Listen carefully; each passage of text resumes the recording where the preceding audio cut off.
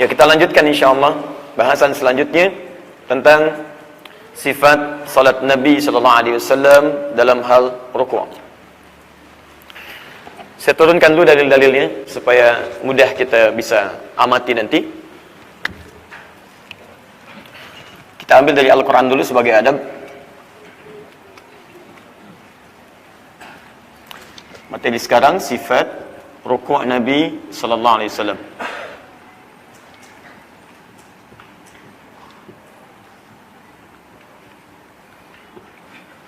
Sifat ruku' Rasulullah sallallahu alaihi wasallam.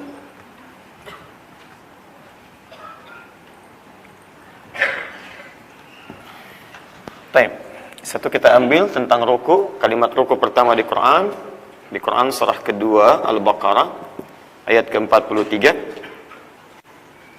Ya, posisi paling kanan di pertengahan. Kemudian rahasia ruku', ini yang paling penting ya, rahasianya ada di Quran surah ke-48 ayat 29. Saya kotaki ini ya. Baik. Kemudian kita turunkan prakteknya, caranya. Kita ikat dulu dengan hadis Nabi sallallahu alaihi wasallam di Al-Bukhari. Nomor hadis 651. Ikatan ini berlaku bagi seluruh umat Nabi bahkan sahabat, seperti pernah saya terangkan di Al-Bukhari. Ini yang pelajaran umumnya, nomor hadis 744. Kalau ingin diambil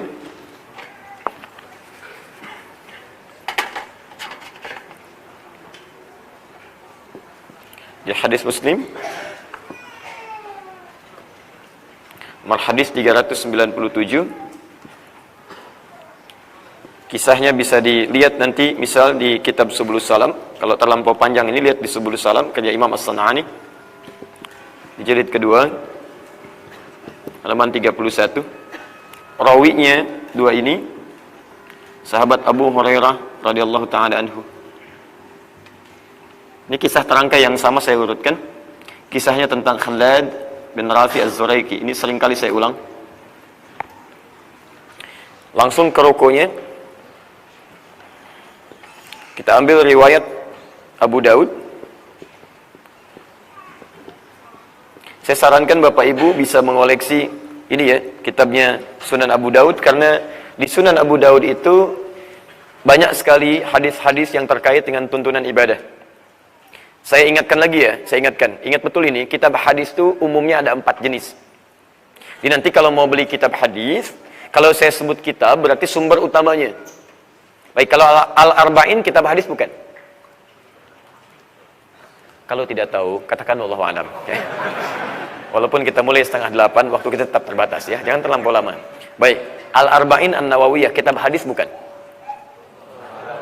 Baik. Al-Arba'in itu bukan kitab hadis, tapi Mukhtaratil Hadis, kitab hadis pilihan. Kalau disebutkan kitab hadis dalam ilmu hadis, itu berarti kitab inti, sumber primer. Ada 4 jenis. Ya, jenisnya ada 4. Saya terangkan ini dulu ya, baru nanti saya kembalikan lagi. Saya menginginkan begini, jadi Bapak Ibu itu kalau mau mengoleksi kitab, buku, kita koleksi dengan pemahaman, supaya saat beli itu tepat beli, tepat guna. Jangan sampai ingin menggunakan tapi salah beli gitu. Ya. Nah, lihat sini, kitab hadis itu nanti dibagi pada 2 bagian umumnya. Satu, ada yang disebut masdar. Masdar itu referensi utama. Ya, ini yang utama, primer. Yang kedua marja'. Marja' itu turunan, sekunder, bahkan tersier. Turunan dari sini. Nah, yang turunan ini itu biasanya dalam bentuk mukhtarat namanya. Mukhtarat itu kalau kita pilihan. Jadi misal ya, di kitab-kitab hadis utama diambil beberapa hadis-hadis pilihan sesuai dengan topiknya masing-masing. Misal saya mau ambil tentang hadis-hadis bisnis, saya kumpulkan buat jadi satu. Saya ambil pokok-pokok ibadah, saya kumpulkan jadi satu. Diambil dari kitab yang paling utama. Maka disebut mukhtarat namanya. Ya, contoh di sini ada Al-Arba'in misalnya. Karya Imam An-Nawawi. Berapa hadis? 42 hadis ya.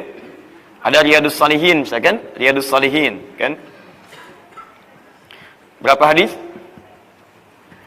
1896 hadis, kan? Dan demikian seterusnya.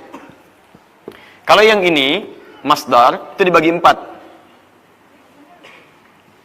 Ya, ini kaidah umum saja, secara umum dibagi 4. Satu, ada yang disebut dengan jami'. Dua, ada yang disebut dengan sunan. Sunan. Tiga, ada yang disebut nanti dengan musnad.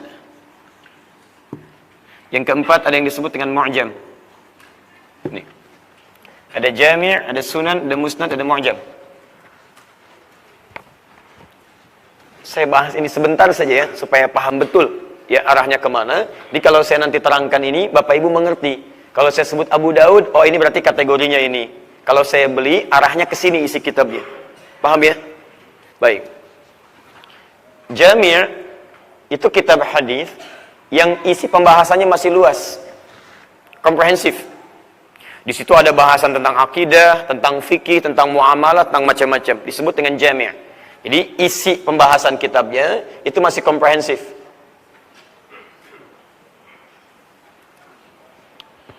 Ya, misal Al-Jami' yang paling populer, kita ambil yang paling sahih misalnya 2. Ya. Karya Imam Al-Bukhari misalnya. Karya Imam Al-Bukhari. Apa nama kitabnya? Bukan Allahu a'lam, enggak ada kitab hadis namanya Allahu a'lam. Bukan, Imam Al-Bukhari tidak pernah mengarang kitab hadis namanya Allahu a'lam. Lihat sini. Namanya Al-Jami' As-Sahih Al-Musnad Al-Mukhtasar min umuri Rasulullah sallallahu alaihi wasallam wa sunanihi wa ayyamihi. Itu nama aslinya. Ya, ayo ulangi. Ya. Disingkat karena terlampau panjang, disingkat jadi Sahih Al-Bukhari. Baik, tapi nama aslinya Al-Jami'. Beliau sendiri menamakan Al-Jami' As-Sahih. Kitab saya ini namanya Jami'. Maksudnya isi kitab saya itu luas, komprehensif. Pembahasannya banyak. Karena dalam kitab beliau ada 97 pembahasan. Dibagi dalam 97 pembahasan. Isinya apa luas? Ada pembahasan tentang iman, kitabul iman, 57 hadis. Kitabul ilmi, bab tentang mencari ilmu. Ya, kitabul buyu', bab tentang bisnis. Ada kitabul imarah, tentang menatap pemerintahan. Banyak sekali, ada 97 pembahasan. Tapi masih nyampur. Masih nyampur. Ya, as-sahih, isinya semua sahih. Al-musnad, saya pastikan tersambung ke Nabi. Al-mukhtasar, isinya simple, tidak banyak keterangan-keterangan. Yang penting aja diterangkan, yang tidak penting cukup. Hadisnya tampilkan, tidak diberikan keterangan lagi. Baik, min umuri Rasulullah sallallahu alaihi wasallam, saya kumpulkan bahasan yang luas ini terkait kegiatan Nabi sallallahu alaihi wasallam. Wa sunanihi, dan sunnah-sunnahnya, wa ayyamihi, dan kegiatan hariannya selama 24 jam. Jadi kalau teman-teman ingin mencari kegiatan Nabi selama 24 jam secara umum dalam berbagai aspek kehidupan, cari kitab ini. Paham ya? Ini Al-Bukhari, kedua Sahih Muslim. Nih, contoh ini. Sunan. Sunan itu kitab hadis yang disusun berdasarkan urutan fikih. Ingat ini. Jadi, sunan itu kitab hadis yang susunan kitabnya diurutkan berdasar urutan fikih. Ingat, sunan dalam perspektif ilmu hadis nanti beda dengan istilah sunan dalam perspektif fikih. Ingat betul itu ya? Lain. Termasuk dalam sejarah beda. Ingat, kalau dalam usul fikih atau fikih, sunan itu jamak dari sunnah. Apa itu sunnah? Sunnah itu dalam usul fikih, kalau dikerjakan ada pahalanya.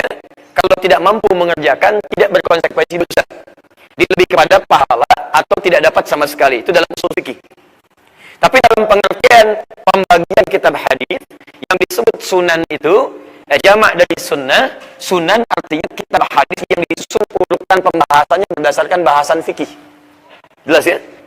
Kalau dalam sejarah itu juga berbeda. Ya, sunan itu biasa diterjemahkan dengan penyebar-penyebar Islam dan diistilahkan dalam istilah lokal kita. Ya, ada Sunan Kalijaga, ya, ada Sunan Gunung Jati, belakangan Sunan Kalijodo dan sebagainya, itu bukan. Ya. Itu sudah selesai riwayatnya. Baik. Sini. Misal. Jadi kalau Anda misal ingin mencari kitab hadis yang primer, tapi terkait pembahasan fikih, saya mau cari spesifik tentang sholat saja. Bagaimana tuntunan sholat yang bersumber dari Nabi misalnya. Dari mulai cara wudhu, cara menentukan air yang bersih, pembagian air, sampai ke tayamum, sampai ke macam-macam. Anda belinya kitab sunan. Awas ya, karena tidak semua pembahasan fikih dibahas di kitab jami. Kalau ini masih umum. Kalau ingin menemukan nanti spesifik tentang masalah-masalah ibadah, cari kitab sunan. Di antara yang populer, Abu Daud misalnya. Abu Daud. Karena itu nanti persoalan-persoalan ibadah akan ditemukan banyak di kitab sunan. Awas, bukan berarti nggak sahih. Seringkali orang keliru memahami. Ada tidak sedikit orang tidak belajar ilmu hadis menyimpulkan, kalau bukan di Al-Bukhari, belum tentu sahih. Anda pemahaman ini harus diperbaiki. Jadi tidak setiap masalah-masalah dalam fikih itu ada di kitab Al-Bukhari, karena ini masih umum sifatnya. Memang di semua Al-Bukhari itu pasti sahih, tapi tidak setiap pembahasan dalam ibadah ada di Al-Bukhari. Maka Anda cari misalnya di kitab sunan. Di kitab sunan dijelaskan, ini kualitasnya sahih, ini yang dhaif, ini yang palsu. Yang dhaif, yang palsu jangan diambil, yang sahih itu yang diambil. Paham? Kalau Anda hanya mengandalkan kitab yang ini, tidak semua proses ibadah bisa ditemukan di situ. Silahkan cari misal, nanti saat kita akan masuk ke pembahasan tentang sujud, cara sujud turun dari i'tidal, saat Anda akan turun sujud, itu tidak akan pernah ditemukan di kitab Al-Bukhari. Silahkan Anda cari sampai kiamat kurang 2 hari, nggak akan ditemukan. Sehari lagi untuk memahami penjelasan saya, ya, bahwa tidak akan ditemukan cara sujud di Al-Bukhari, kecuali nanti di kitab sunan. Kalau nggak di Abu Daud, di An-Nasai. Di antaranya Abu Daud. Ya. Siapa namanya Abu Daud? Bukan makasih. Bukan. Ya. Namanya Sulaiman. Baik ya. Baik, ya, selalu ada lah. Baik. Namanya Sulaiman. Sulaiman. Dari Sijistan, dikenal dengan Sulaiman As-Sijistani. Hafal 500.000 hadis. Bukan sekedar hafal, lisannya lunak sekali menyebutkan hadis. Jadi kalau ditanya, ini apa? Oh, ini hadisnya ini sahih, ini dhaif, ini palsu dan sebagainya. Sampai kata Ibnul Qayyim Al-Jauziyah rahimahullah, kalau dulu ada Nabi Daud bisa melunakkan besi dengan tangannya, maka ini Abu Daud. Bisa melunakkan hadis dengan lisannya. Maka sejak saat itu dikenal dengan nama kunyah, ya, sebutan Abu Daud.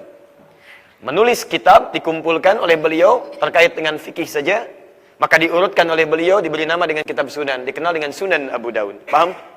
Baik, secara cepat. Ada Sunan An-Nasai. Apalagi? Sunan Al-Baihaqi misalnya. Nggak ada Sunan, Allahu a'lam. Baik ya. Ada Sunan At-Tirmidzi, kadang disebut dengan Jami' juga. Dan seterusnya. Intinya kalau Anda ingin mencari kitab terkait fikih, cari kitab apa? Musnad. Cepat. Musnad itu kitab hadis yang penyusunannya disusun berdasarkan periwayatnya. Orang-orang yang meriwayatkan hadisnya. Misal, Bapak ingin tahu berapa banyak Umar bin Khattab meriwayatkan hadis. Hadis Umar aja, gak bercampur dengan yang lain. Anda ingin tahu Ibnu Abbas berapa banyak meriwayatkan hadis. Ibu ingin tahu berapa banyak Sayyidah Aisyah radhiyallahu taala anha meriwayatkan hadis. Maka kalau Anda ingin spesifik mencari hadis riwayat tertentu, cari ke kitab Musnad. Di sini adanya.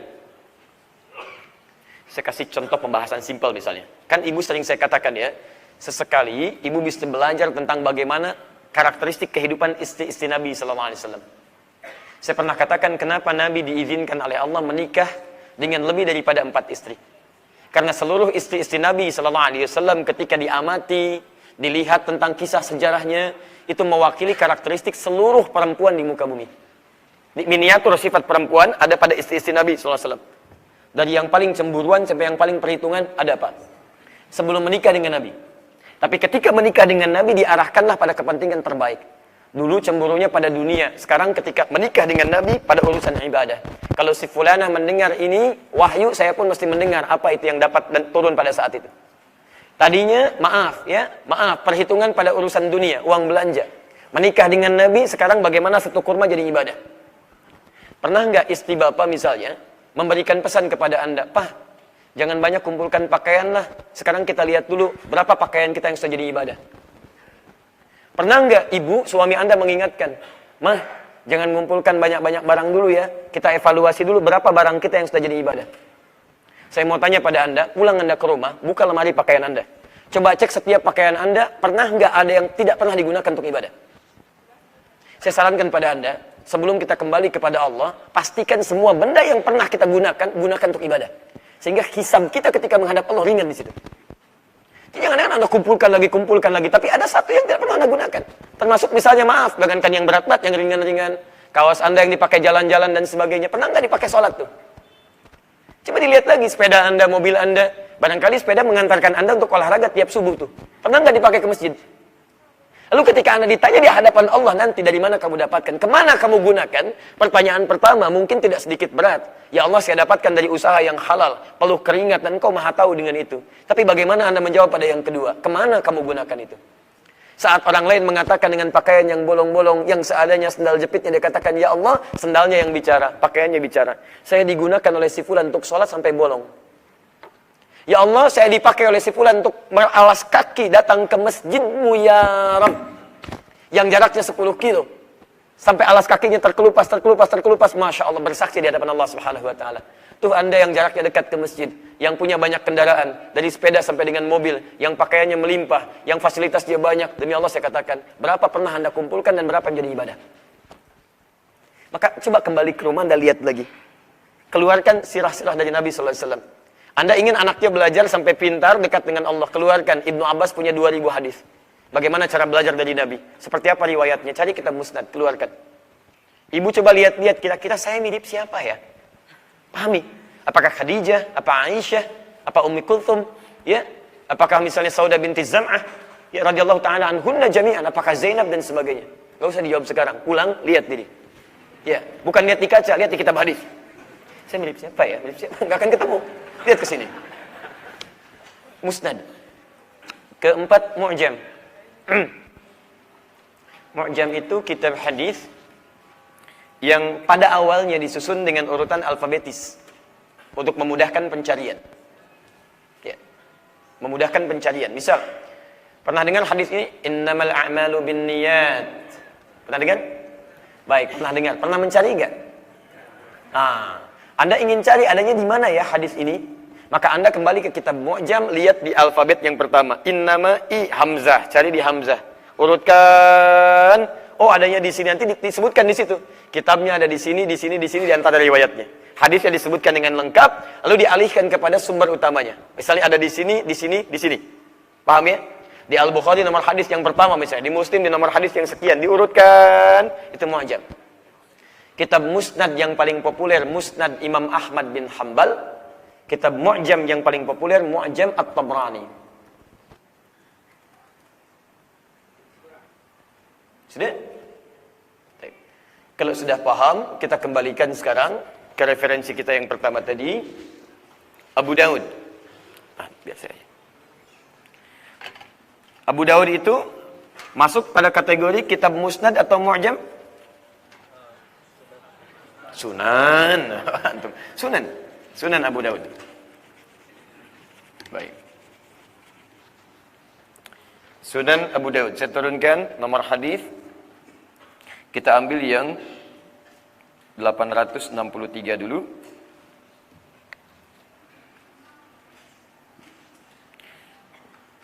Riwayatnya Uqbah bin Amr Al-Ansari, orang Madinah. Dan ambil nomor hadis. Saya sesuaikan urutan pembahasannya ya. Kalau urutan hadisnya 730 dulu, saya naikkan urutan pembahasannya. Nomor hadis 731 dulu. Kemudian 730. Kemudian 734. Ya. Ini riwayatnya Abu Humaid Al-Ansari, orang Madinah juga. Kenapa kebanyakan orang Madinah bukan orang Mekah? Karena nanti terkait dengan syariat-syariat penjelasan ibadah itu lebih banyak dijelaskan saat di Madinah, bukan di fase Mekah. Fase Mekah itu lebih banyak menjelaskan tentang tauhid. Ya. Kemudian turunkan lagi, kita ambil Ibnu Majah. Nomor hadis 872. Diriwayatkan oleh Ibnu Ma'bad radhiyallahu ta'ala anhu. Bacaannya ada di hadis Muslim nomor hadis 772. Kemudian bisa diambil alternatif dari Sayyidah Aisyah radhiyallahu taala anha di Al-Bukhari. Nomor hadis 817. Nanti ada kurang lebih 9 jenis bacaan, saya keluarkan yang paling populer saja 2 ya. Ini referensi kita untuk hari ini, pembahasan tentang sifat ruku Nabi sallallahu alaihi wasallam.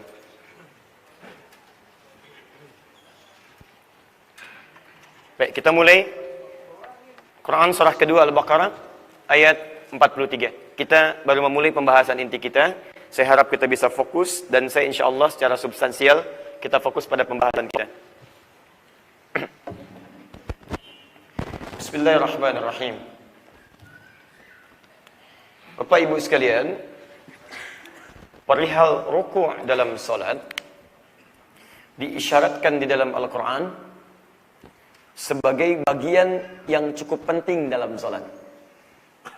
Nanti ada beberapa bagian-bagian penting dalam praktek salat yang disebutkan namanya langsung dalam Al-Quran untuk memberikan kesan bahwa bagian ini ada sesuatu yang penting di dalamnya.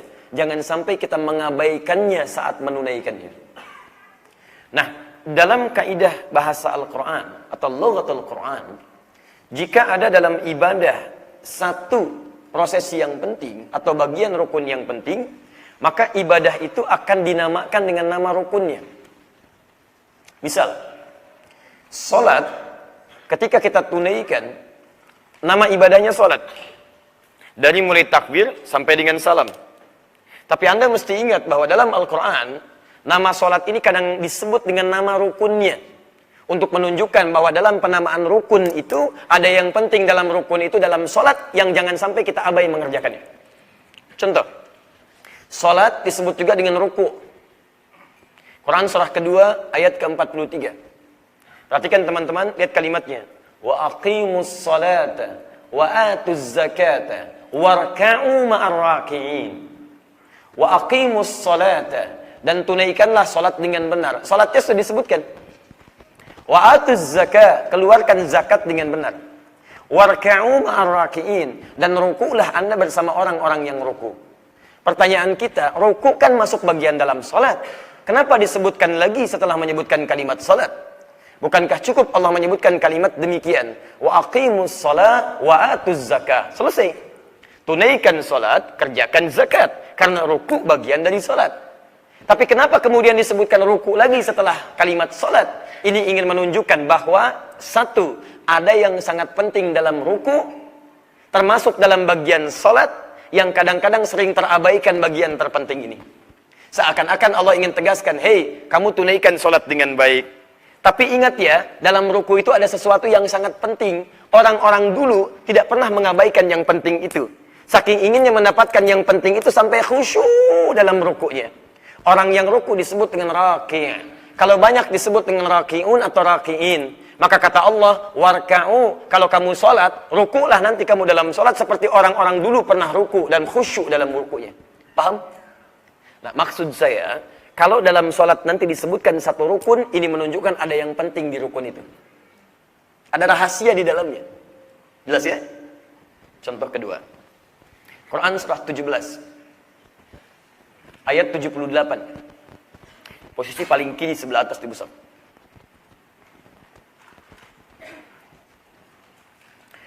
Sudah? Aqimis salata liduluki syamsi ila ghasaqil layli wa qur'an al-fajr inna qur'an al-fajr kana mashhuda. Lihat fokus teman-teman sekalian. Aqimis salata, tunaikan salat dengan benar. Sudah ada salatnya. Lalu menyebutkan waktunya, liduluki syamsi ila ghasaqil lail. Tunaikan salat dengan benar, mulai tergelincir matahari sampai dengan tibanya malam. Tergelincir matahari itu zuhur. Baik. Sampai ke malam berarti mencakup zuhur, asar, maghrib, isya.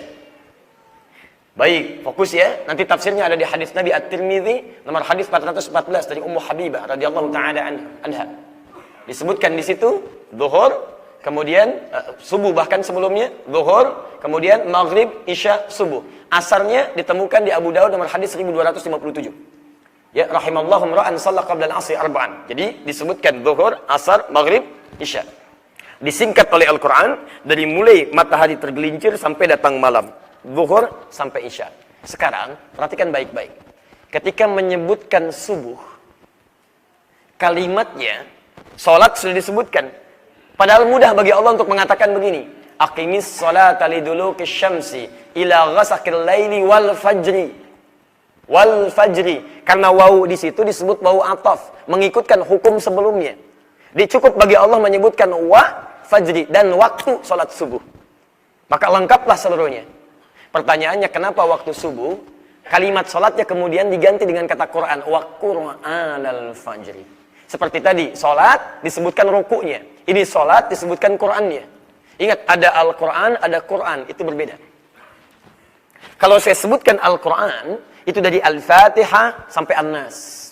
Itu Al-Quran. Tapi kalau saya bacakan atau saya sebutkan Quran tanpa Al, itu artinya semua bacaan yang mungkin kita bacakan. Mencakup Al-Qurannya, mencakup doanya, mencakup istighfarnya, mencakup semua jenis permohonan. Teman-teman sekalian, ketika menyebutkan sholat subuh, maka Allah menekankan ada bagian terpenting di subuh, apa itu semua jenis bacaan yang kita bacakan di waktu fajar, khususnya dalam sholat. Bukan cuma Al-Qur'annya, tapi doanya, istighfarnya, permohonan Anda dalam sujud, dalam ruku, dalam berdiri, Allahu Akbar. Itu sangat penting dikhusyukkan dalam waktu subuh, karena pada saat itu semua bacaan kita langsung disaksikan oleh malaikat. Inna Qur'anal fajri kana mashhuda. Sungguh semua bacaan kita yang dibacakan saat waktu fajar, waktu subuh itu, kata Al-Quran, disaksikan langsung. Siapa yang menyaksikan? Kata Nabi, tajtami'u malaikatul laili wa malaikatul nahari fi salatil fajri. Semua malaikat siang dan malam berkumpul di waktu fajar. Apa bedanya dengan waktu zuhur sampai dengan waktu isya? Maaf, kalau Anda berdoa di waktu subuh, sujud misalnya, kemudian Anda berdoa, maka saat Anda berdoa dengan khusyuk, malaikat seketika mengaminkan. Kalau Anda mohonkan ampunan, istighfar, malaikat seketika memohonkan ampunan kepada Allah. Karena semua ibadah yang diiringi oleh malaikat, maka malaikat terlibat dalam ibadah itu. Kalau doa, dia mengaminkan. Seperti sekarang, saat kita ikut ta'lim ini. Kan saya sering sampaikan dari sejak awal pertemuan kita di sini. Anda kalau berangkat dari rumah sampai ke sini, jangan sibukkan dengan aktivitas yang tidak bermanfaat. Isi dengan istighfar, isi dengan doa. Karena setiap langkah yang sejak Anda mulai dari rumah sampai ke sini, itu langkah kita diiringi oleh malaikat. Itu ada di Ibnu Majah nomor hadis 223. Hadis dari Abu Darda radhiyallahu taala anhu. Man salaka tariqan yaltamisu fihi ilman sahhalallahu lahu tariqan ilal jannah. Siapa yang menyiapkan dirinya menempuh jalan dari tempat ia tinggal atau tempat ia berangkat untuk belajar pengetahuan agamanya walaupun hanya sedikit, maka Allah akan balas setiap langkahnya dengan meringankan dia ke surga. Belum selesai hadisnya, belum selesai. Wa innal malaikata la tadau ajdihataha ridwan li talibil ilmi. Dan kalau penuntut ilmu mengetahui dan menyadari bahwa setiap malaikat itu menaungi, membentangkan sayapnya dari sejak dia berangkat sampai ke majelis ilmu sampai pulang lagi, memberikan ridha bagi para penuntut ilmu. Ridhonya malaikat artinya apa? Bisa awas mengaminkan doa-doa, bisa memohonkan ampunan atau memohonkan rahmat kepada Allah Subhanahu wa taala. Jadi ketika Anda berangkat, kalau niat Anda ikhlas sampai di majelis ilmu sampai pulang lagi, itu malaikat bergabung. Cuman tidak ditampakkan oleh Allah. Kalau ditampakkan bahaya, Anda akan jadi. Begitu mau berangkat, bismillah, balik lagi gitu kan. Baik, gak kelihatan. Nabi aja pernah lihat malaikat, pertama kali melihat. Dan itu luar biasa, nanti cek di Al-Bukhari, nomor hadis yang keempat, supaya tidak terlampau panjang bahasan kita. Jadi tolong manfaatkan baik-baik. Kembali pada bahasan kita, perhatikan. Salat disebut dengan Quran. Tadi salat disebut dengan ruku. Teorinya, kalau disebutkan kalimat salat, lantas disebutkan rukunnya, maka ini menunjukkan bahwa dalam rukun itu ada hal yang sangat penting yang jangan sampai kita abaikan. Paham? Baik. Jadi kalau sedang sholat subuh, bacaan-bacaan itu dikhusyukkan. Dikhusyukkan. Juga dalam sholat yang lainnya, zuhur, asar, maghrib, isya. Tapi subuh spesial. Kalau bisa rukunya diperlama, sujudnya diperlama, terutama sujud, minta kepada Allah kebaikan. Kapan lagi antum berdoa diaminkan malaikat? Dan hadisnya sahih. Kalau saya yang menyampaikan, Anda bisa tinggalkan. Tapi kalau Nabi yang sampaikan, masa kita ragu? Jelas ya? Kembalikan. Nah sekarang, apa yang penting dalam ruku itu? Apa yang penting dalam ruku itu?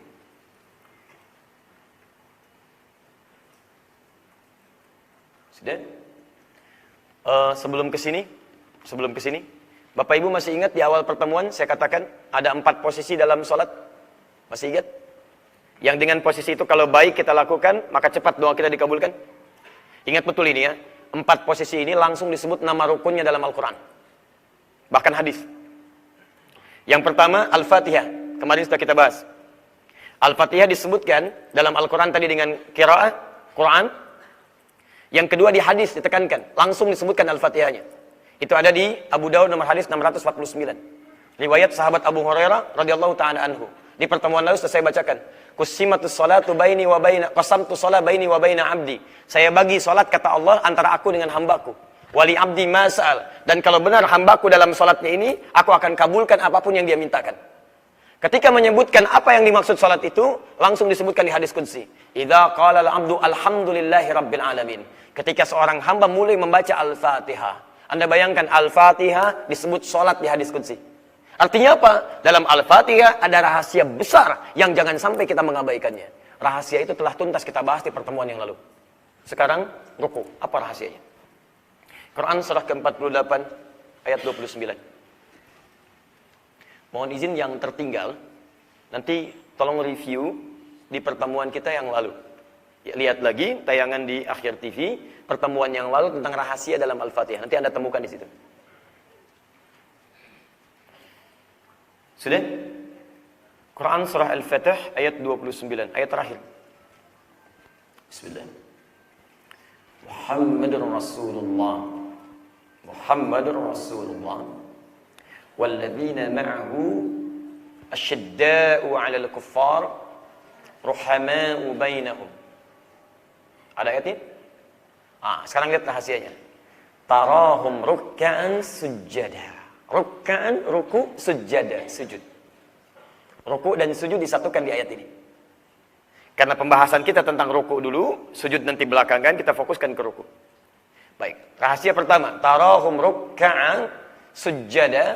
Apa rahasianya? Yabtaghuna fadlan. Awas, yabtaghuna fadla. Saya turunkan. Minallahi wa ridwana. Rahasia dalam ruku,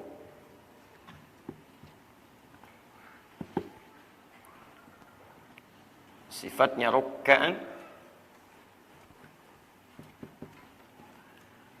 Ini sifat dari kata ruku. Kemudian ini rahasianya yabtaghuna. Apa yang diminta dari Allah? 2. Fadlan. Kemudian ridwan. Masya Allah, ini luar biasa. 2 ini. 1, 2. Ini rahasia terbesar dari ruku. Dan nanti akan dioptimalkan dalam sujud. Sujud saya akhirkan karena belum sampai pembahasannya. Saya fokus dulu ke sini.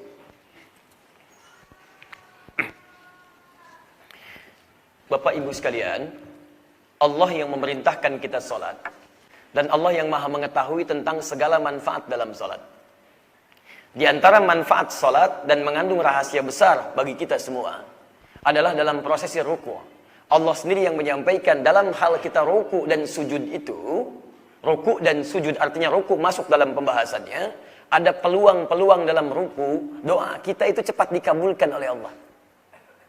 Dan saking cepat dikabulkannya dalam ruku itu, Allah meminta kepada kita jangan meminta yang biasa-biasa. Anda sudah minta yang biasa dalam hal berdiri. Berdiri sudah. Sekarang Anda ruku. Kalau Anda mau minta dalam hal ruku, lihat kalimat Qur'annya. Yabtaghuna. Yabtaghuna itu dari kata ibtagha. Permohonan yang sangat. Sangat ya. Ini kaidah dalam Quran, kalau Anda ingin bermohon kepada Allah jangan ragu. Ingat ya, doa peragu itu sulit terkabul. Doa peragu sulit terkabul. Ya Allah, saya berikhtiar ya Allah untuk bisa diterima lamaran saya ya Allah. Mohon kuatkan pada hati Bapak mertua saya ya Allah untuk bisa menerima lamaran saya. Itu pun kalau Engkau berkehendak, kalau tidak saya pasrah. Enggak akan dapat itu. Jadi kalau Anda ingin berdoa, kuatkan diri Anda. Berdoa untuk mendapatkan misalnya kepintaran ilmu pengetahuan, berdoa kemantapan hati, berdoa mendapatkan pekerjaan yang halal dan baik yang Allah ridhoi. Minta dengan yakin, jangan ragu. Jangan ragu. Ingat, doa orang peragu itu sulit untuk dikabulkan. Kembalikan ke sini. Bahasanya menggunakan ibtagha. Kalau ditambah iya, artinya menunjukkan aktivitas yang tidak berhenti seketika. Terus berlangsung. Minta lagi, minta lagi, minta lagi. Kenapa Al-Quran menggunakan permohonan doa menggunakan huruf ya? Karena umumnya orang berdoa tidak pernah berdoa sekali dalam hidupnya. Butuh, doa lagi. Butuh, doa lagi. Mau kerja, doa. Mau taklim, doa. Mau masak, doa. Bangun tidur, doa. Karena itu, karena aktivitasnya progresif terus berlangsung, maka kalimatnya menggunakan ya. Baik, kalau yang berdoa itu seorang atau banyak orang? Halo? Pasti banyak orang. Wah, semuka bumi yang doa cuma satu orang. Tidak. Kakak berdoa, adik berdoa, bapak berdoa, ibu berdoa, dan sebagainya. Kalau kita ingin menyebutkan orang banyak, rumusnya tambah un di ujungnya. Muslim satu orang. Banyak orang? Muslimun. Mukmin satu orang. Banyak orang? Perhatikan. Yabtaghi satu orang. Yabtaghun banyak orang. Artinya, bukan cuma satu dua orang. Allah memberikan peluang yang terbuka kepada setiap orang sholat. Kalau kalimatnya menggunakan yabtaghi, berarti cuma satu. Tapi ketika menggunakan kalimat yabtaghun, lihat rahasia ruku. Allah memberi peluang kepada semua hambanya yang sholat. Kalau kalian ada permohonan yang sangat, mintakan salah satunya dalam hal ruku. Ruku, minta kepada Allah. Apa yang diminta? Allahu Akbar. Fadla. Kalau dalam berdiri, itu masih umum. Tapi saat ruku, satu, fadla. Fadla itu menunjuk pada hal yang utama. Khususnya dalam urusan dunia. Jadi kalau Anda ada permohonan saat ruku, di bahasa Qur'annya, nanti kita belum belajar bagaimana cara mintanya. Kita baru belajar tentang umumnya rahasia dalam ruku. Ya, satu, kalau ruku Anda benar, ada kesempatan dalam ruku Allah mengabulkan doa Anda saat Anda mohonkan dengan sangat. Pertama, Allah tawarkan permohonan yang paling utama dalam urusan dunia.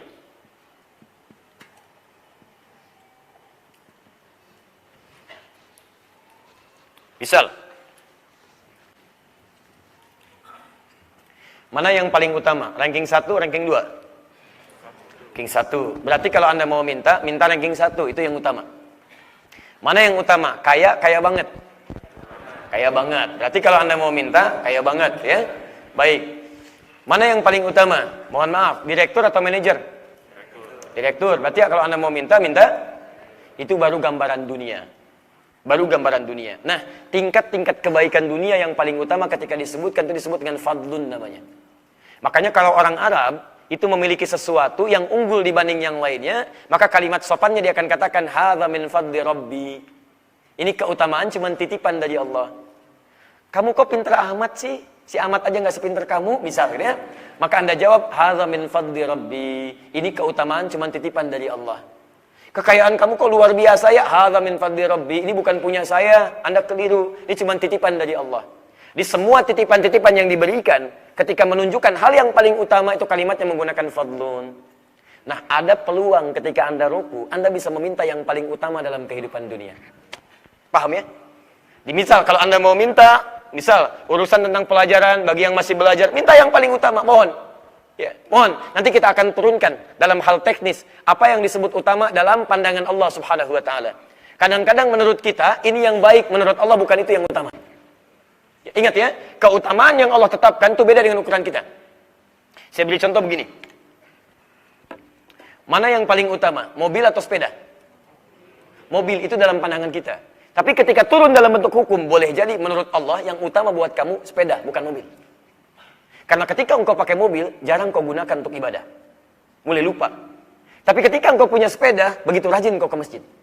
Datang taklim, datang macam-macam dan sebagainya. Jadi ketika Anda meminta sesuatu yang utama kepada Allah, maka Allah akan berikan kepada Anda hal yang Anda butuhkan untuk kebahagiaan dunia dan akhirat Anda.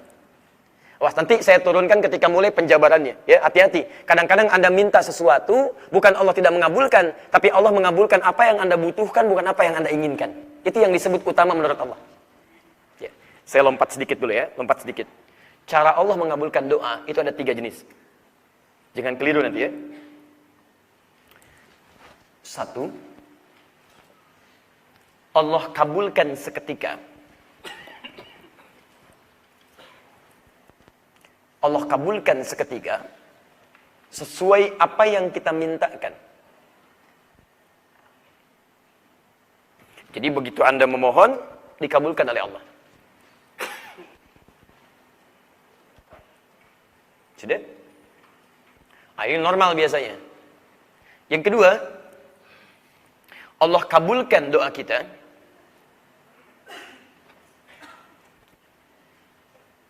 saat kita sanggup menerimanya.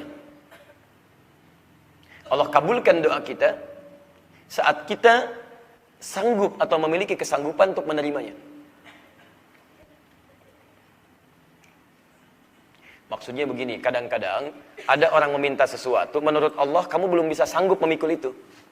Nanti setelah kamu cukup kuat, bisa menerima itu, baru diberikan. Contoh, bapak punya anak usia 5 tahun. Minta pada Anda dibelikan motor. Anda punya kemampuan membeli motor. Pertanyaan saya, Anda belikan tidak? Tidak. Nanti setelah dia punya kemampuan, baru Anda berikan. Walaupun Anda sanggup untuk membelikannya, tapi Anda tunda dulu ketika diberikan, jadi bahaya buat anak itu. Ya, paham ya? Demikian Allah ketika Anda meminta kepada Allah. Kadang-kadang bukan sekarang Allah berikan. Nanti saat Anda punya kesanggupan baru dikabulkan. Dan kadang-kadang uniknya saat kita sampai pada titik itu, kadang-kadang nggak sadar bahwa ini sesungguhnya doa kita yang lalu yang dikabulkan oleh Allah sekarang. Karena itu tidak ada ruginya Anda berdoa. Berdoa aja nggak apa-apa. Berdoa, minta, mohon. Ya. Nabi Muhammad SAW itu minta kepada Allah supaya kiblatnya dialihkan dari Masjid Al-Aqsa ke arah Masjidil Haram. Minta dari sejak di Mekah, dikabulkan di Madinah. Setelah 2 tahun, hampir tahun ketiga.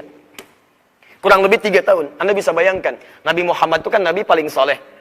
Rasul paling takwa, dekat dengan Allah. Sebelum lahir namanya disebutkan oleh nabi-nabi sebelumnya. Nabi Ibrahim mengisyaratkan, Nabi Isa menyebut namanya. Sebelum masuk ke surganya sudah diberitahukan.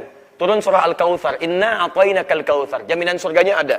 Hisabnya tidak ada. Ringannya luar biasa. Banyak dipuji oleh Allah. Anda bisa bayangkan nggak? Ketika berdoa, baru dikabulkan 3 tahun kemudian. Dan hebatnya, beliau tidak mengeluh. Terus menghadapkan wajahnya ke langit. Minta lagi. Menengadahkan wajahnya ke langit. Sampai turun Quran surah kedua, Al-Baqarah ayat 144. Paling kiri sebelah bawah.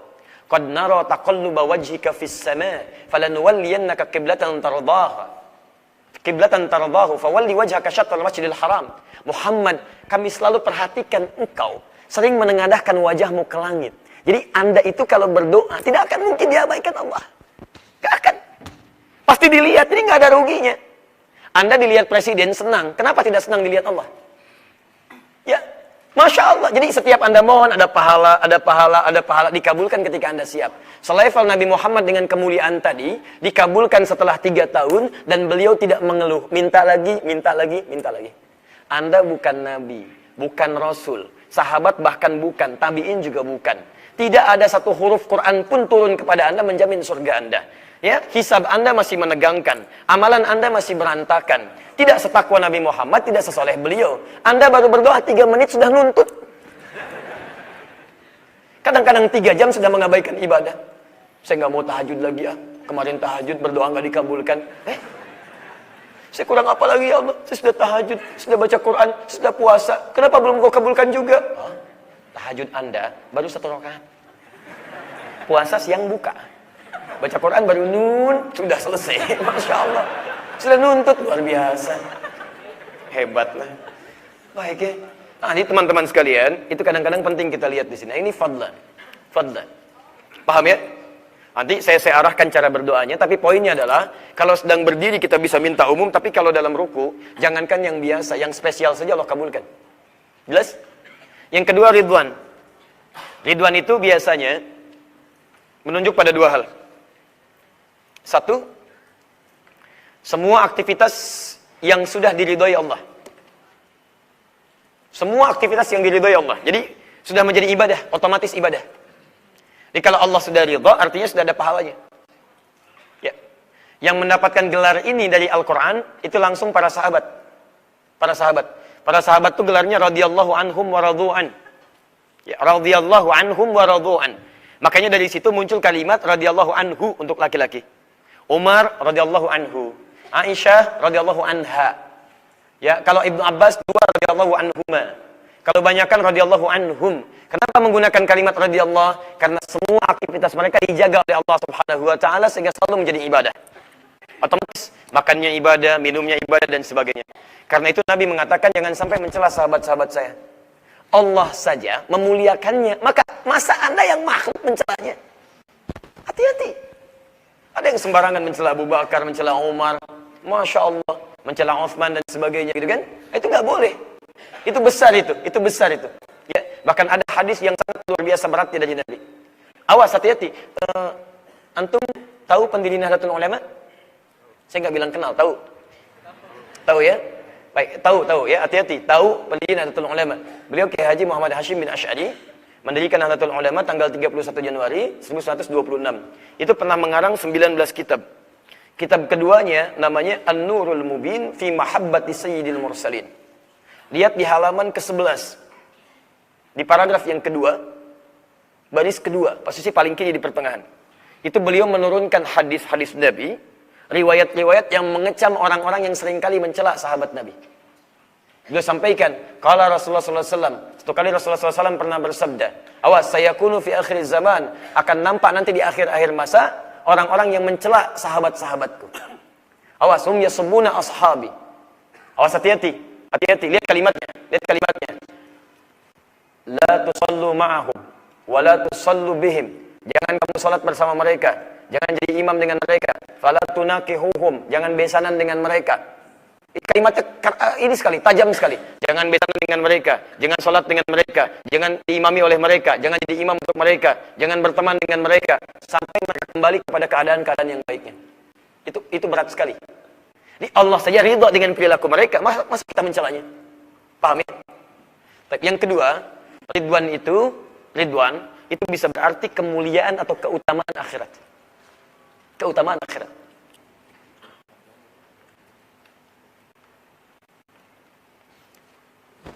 Bapak Ibu kalau di akhirat nanti mau masuk kemana? Surga. Tidak cukup sampai situ, minta surga yang utama. Karena surga itu banyak turunan-turunannya. Apa surga yang paling utama? Tuh, kan? Saya ulang, apa surga yang paling utama? Tuh, makin turun. Apa surga yang paling utama? Tuh, pertama kencang, kedua lemah, ketiga nggak yakin. Ingat betul ini ya. Firdaus itu surga yang utama, luar biasa. Tapi Anda mesti ingat, Firdaus itu tingkatan surga paling tinggi di setiap tingkat surga dari level yang 4. Dia ada 4 level surga. Setiap tingkatnya mendapatkan tingkat yang tinggi. Firdaus itu. Level yang paling utama adalah surga bersama Nabi, para Nabi. Terutama Nabi Muhammad SAW. Nanti ada di surga itu bersama para Nabi, orang-orang soleh, orang-orang jujur, dan para syuhada. Ada 4 golongan. Para Nabi, Nabinya semua Nabi. Kalau semua Nabi, bahasa Arabnya Nabiyin. Kalau cuma beberapa Nabi, Anbiya. Ada surah Al-Anbiya, surah ke-21. Disebut Al-Anbiya karena di situ ada kisah beberapa nabi, bukan semua nabi. Ada Nabi Ayub di situ, ada Nabi Yunus di situ, kan? Ada Nabi Zakaria, tapi tidak semua nabi. Tapi kalau sudah nabiyin, itu artinya semua nabi. Buka Quran surah ke-4 An-Nisa, ayat ke-69. Nanti ada orang-orang yang masuk surga, surganya itu sama persis, ya, setingkat, satu tempat, bahkan tetanggaan dengan semua nabi, bukan beberapa nabi. Siapa yang mampu menaati Allah dan Rasulnya, faulaika ma'al ladzina an'ama Allahu 'alaihim, maka Allah akan satukan dia dengan orang-orang yang telah Allah beri nikmat kepada mereka di surga nanti. Dijamin masuk surga. Siapa mereka itu? Minan nabiyina, di surga bersama para nabi. Was-siddiqina, orang-orang jujur. Was-syuhada'i, para syuhada. Was-salihina, orang-orang saleh. Jadi ketika masuk surga ini tetangganya nabi semua, Masya Allah. Kalau surga biasa masih umum. Kamu tetanggaan sama siapa? Ustadz Fulan. Masya Allah. Itu kan Ustadz yang soleh ya, terkenal saat di dunia. Alhamdulillah. Samping kanan siapa? Kiai Fulan. Masya Allah. Kiri siapa? Habib Fulan. Masya Allah. Belakang siapa? Ya Alim Fulan. Masya Allah. Masya Allah, luar biasa. Kalau kamu dengan siapa? Depan saya Nabi Ibrahim. Masya Allah. Bisa ya. Belakang siapa? Nabi Musa. Masya Allah. Kiri Nabi Yusuf, paling ganteng sedunia. Masya Allah. Kanan Nabi Muhammad SAW. Semua Nabi. Ya. Amalannya, taati Allah, ikuti Rasul. Kembali pada Al-Quran, lihat sunnah Nabi, ikuti tuntunannya. Itu amalan tertinggi. Ya, lihat bagaimana cara syuhada, siddiqin, orang soleh mengerjakan itu sebuah. Surga nomor 2, itu taman surga. Taman surga. Di taman surga itu diantara kemuliaannya, itu bisa melihat Allah tanpa hijab. Gak usah dibayangkan. Seketika. Dan semua diberikan langsung oleh Allah tanpa perantara. Kalau di surga biasa ada perantara, namanya wildanun mukhalladun. Jadi kalau Anda insya Allah masuk surga, ya teman-teman yang ikhwan, nanti akan dilayani oleh bidadari surga. Ya, cantiknya tak terlukiskan. Tak terlukiskan. Ya, mala ainin ra'at wala udhunun sami'at wala khatara ala qalbi bashar. Gak pernah dilihat di bumi, Anda pandang istri Anda, gak akan seperti itu. Jauh. Jauh. Jadi, betul. Dulu ya. Baik. Jadi, jangan dibayangkan. Bayangkan pun gak akan seperti itu. Ya, gak pernah terlihat di bumi, gak pernah didengar infonya, dan tidak pernah terbayangkan. Anda bayangkan sekarang gak akan seperti itu. Ya, bi aqwabi wa abarika wa ka'sin min ma'in. Bawa gelas untuk minumannya, gak akan pernah kelihatan jenisnya. Indah, berlapis mutiara dengan emas-emas yang sangat luar biasa. Ibu oleh pangeran surga. Maaf Pak ya, gantengnya lihat suami gak akan seperti itu. Ya, pokoknya harus seimbang Pak ya, seimbang. Gitu. Pokoknya luar biasa lah, indah luar biasa. Itu surga biasa. Tapi taman surga tidak, Allah langsung yang berikan. Semuanya langsung, indahnya luar biasa. Itu ayatnya ada di Quran surah ke-51. Ayat 15 sampai 23. Plus amalannya. Innal muttaqina fi jannatin wa uyun. Ada sebagian orang takwa yang tinggalnya di taman surga. Akhidhina ma atahum rabbuhum. Dia akan mendapatkan nikmat di taman surga langsung dari Rabbnya, dari Allah langsung tanpa perantara. Innahum kanu qabla dzalika muhsinin. Mereka itu orang-orang ihsan saat di dunia. Apa amalannya? Amalannya diteruskan di ayat ke-17-nya. Kanu qalila minal laili ma yahja'un. Mereka itu saat di dunia sedikit tidurnya. Di malam dia banyak tahajud.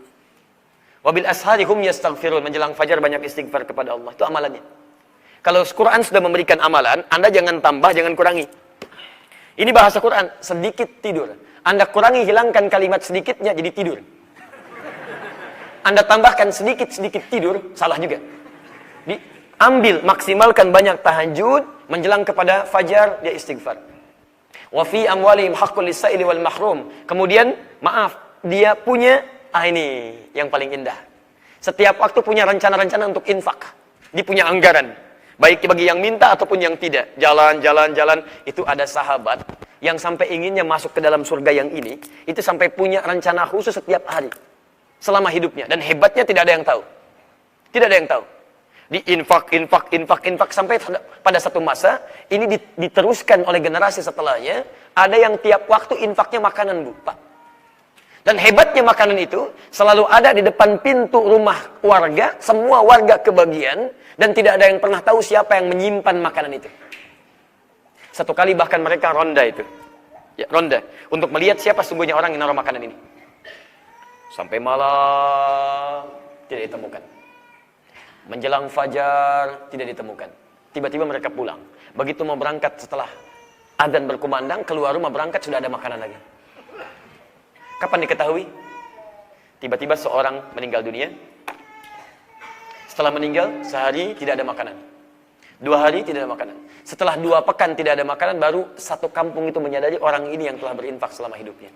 Ada orang punya rencana infak, punya anggaran infak, setiap hari dilakukan sampai meninggalnya. Ini saya ingin juga berdoa untuk satu saudara kita. Ini orang saleh luar biasa. Dan bukan cuma kami yang menangis, Dubes Saudi juga menangis. Ya, dai-dai, bahkan orang Arab juga menangis. Ada seorang tokoh di Kupang yang Masya Allah orangnya sangat tawadhu, sederhana. Dengan fadilah beliau, dengan izin Allah Subhanahu Wa Taala, banyak yang masuk Islam. Ratusan orang masuk Islam. Ya, dan sekarang difasilitasi juga oleh Ustadz Syamsul Arifin Nababan dengan beberapa teman-teman untuk bangun sekolah, sampai mewakafkan tanahnya 700 meter untuk bangun sekolah untuk menampung mu'alaf belajar. Hebatnya. Mohon maaf ya, selama hidupnya itu harta-hartanya digunakan untuk kebaikan-kebaikan. Ngajak orang, sampai sebelum berangkat haji pun, saya titipkan ya, harta tersisa saya untuk memfasilitasi mu'alaf belajar. Diberikan hadiah haji oleh Dubes Saudi, ketika berangkat ke sana, kemudian teman kami Dr. Usama berkomentar, kayaknya orang ini tidak akan kembali katanya. Terlihat seperti ada niat khusus dalam dirinya. Allahu Akbar, Anda tahu apa yang terjadi? Tiba-tiba ketika sa'i dalam haji kemarin, Safa Marwah, kembalilah kepada Allah Subhanahu wa taala. Wajahnya tersenyum, hebatnya lagi apa yang paling hebat? Semua harta bendanya tidak ada yang tersisa dibawa oleh beliau kecuali kain kafan dalam kain hajinya saja. Semua telah dititipkan untuk kepentingan agamanya. Anda bisa bayangkan, bahkan tanah yang tersisa 700 meter pun sebelum beliau berangkat sudah diwakafkan untuk kepentingan bangun madrasah. Itu yang paling indah. Anda bisa bayangkan, tenaganya terpakai, ilmunya terpakai, ibadahnya terpakai, harta yang dibawa pulang pun semuanya menjadi ibadah di hadapan Allah Subhanahu wa taala. Saya tanya pada antum, berapa yang dibawa pulang dalam kehidupan antum? Tenaga berapa kali digunakan untuk maksiat? Ilmu berapa yang digunakan untuk ibadah? Jangan-jangan sampai sekarang ilmu antum belum pernah digunakan untuk mengetahui makna-makna dalam sholat. Dari sekian ribu kali ruku dan sujud, berapa persen bacaan sholat yang dipahami sampai hari ini? Antum dunia dipahami, sampai ikut seminar, sampai ikut Masya Allah Stadium General, sampai ikut ini, macam-macam. Kenapa urusan sholat tidak pernah kita maksimalkan? Ilmu kita dipakai apa selama ini? Kita takbir nggak paham yang dibacakan. Kita ruku nggak ngerti yang dibacakan. Kita sujud nggak paham apa yang diungkapkan. Bagaimana bisa khusyuk sholat kita? Apalagi terkait dengan yang lain-lain. Maka teman-teman, ini ya, supaya tidak terlampau meluas, nanti kita gali di sesi yang selanjutnya. Ada level yang ketiga, ada level yang keempat. Kita kembalikan dulu ke sini. Ya, jadi supaya tidak lompat-lompat bahasan kita, jadi dalam ruku saya simpulkan, ruku termasuk rukun yang penting dalam sholat.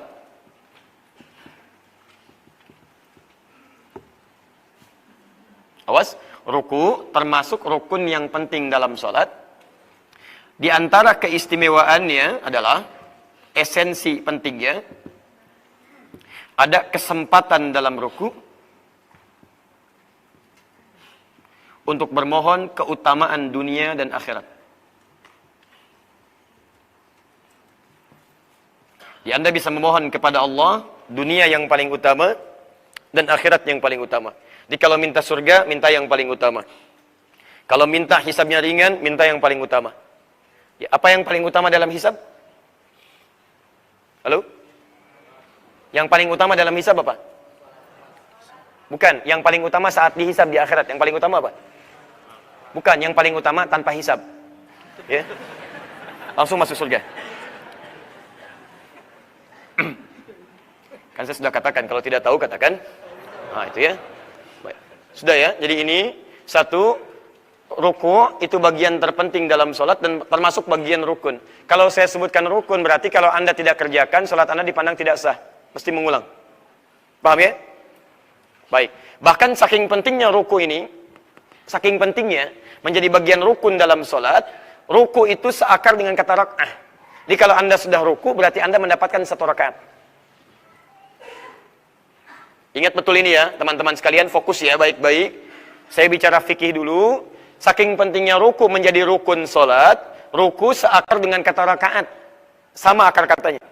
Jadi kalau Anda sudah mendapati ruku dalam sholat berjamaah, berarti sholat Anda sudah dihitung satu rakaat. Contoh, Anda datang ke dalam masjid, kemudian saat akan bergabung berjamaah, imam dalam proses ruku. Imam ruku, Allahu Akbar ruku.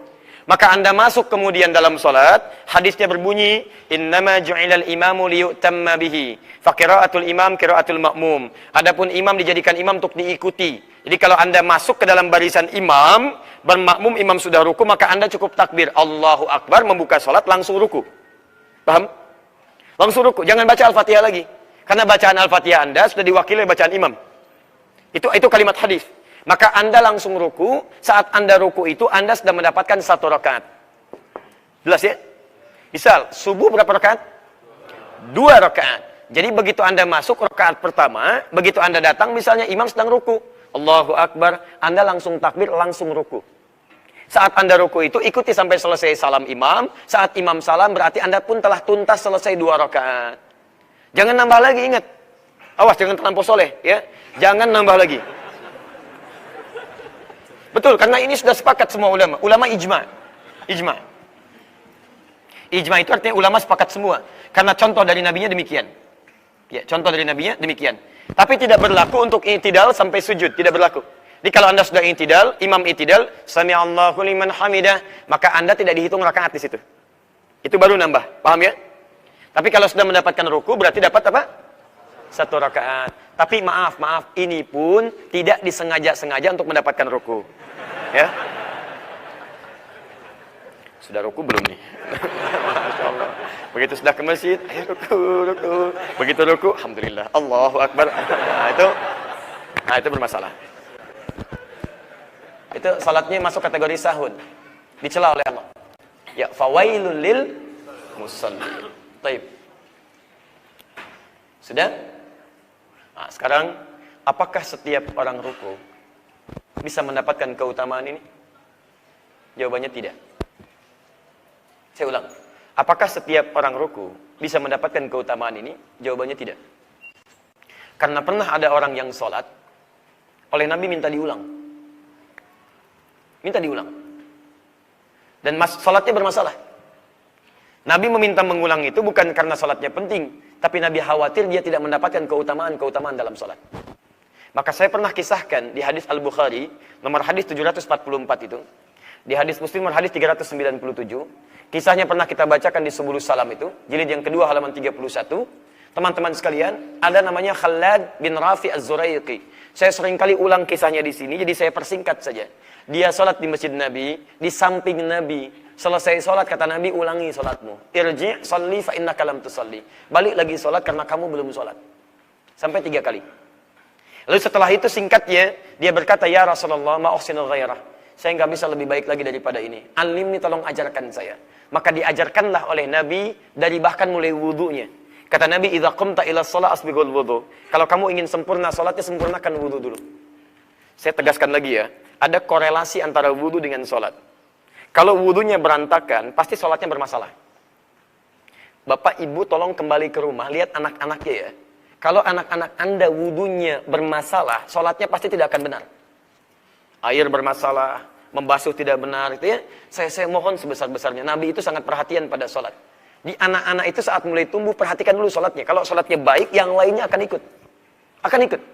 Maka kalau saya boleh memohon kepada Anda semua, urusan sholat, tolong perhatikan dengan ketat. Perhatikan dengan ketat. Dari mulai wudunya, dari macam-macamnya. Perhatikan sampai dia benar.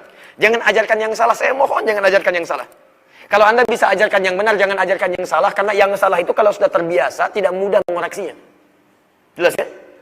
Baik, saya kembalikan. Lihat baik-baik sini. Diajarkan oleh Nabi dari wudu, sampai takbir, sampai berdiri, ruku, i'tidal, sujud, sampai dengan salam. Yang paling penting kita ketahui, Al-Bukhari nomor hadis 651. Lihat kalimat Nabinya. Sallu kama ra'aitumuni usalli.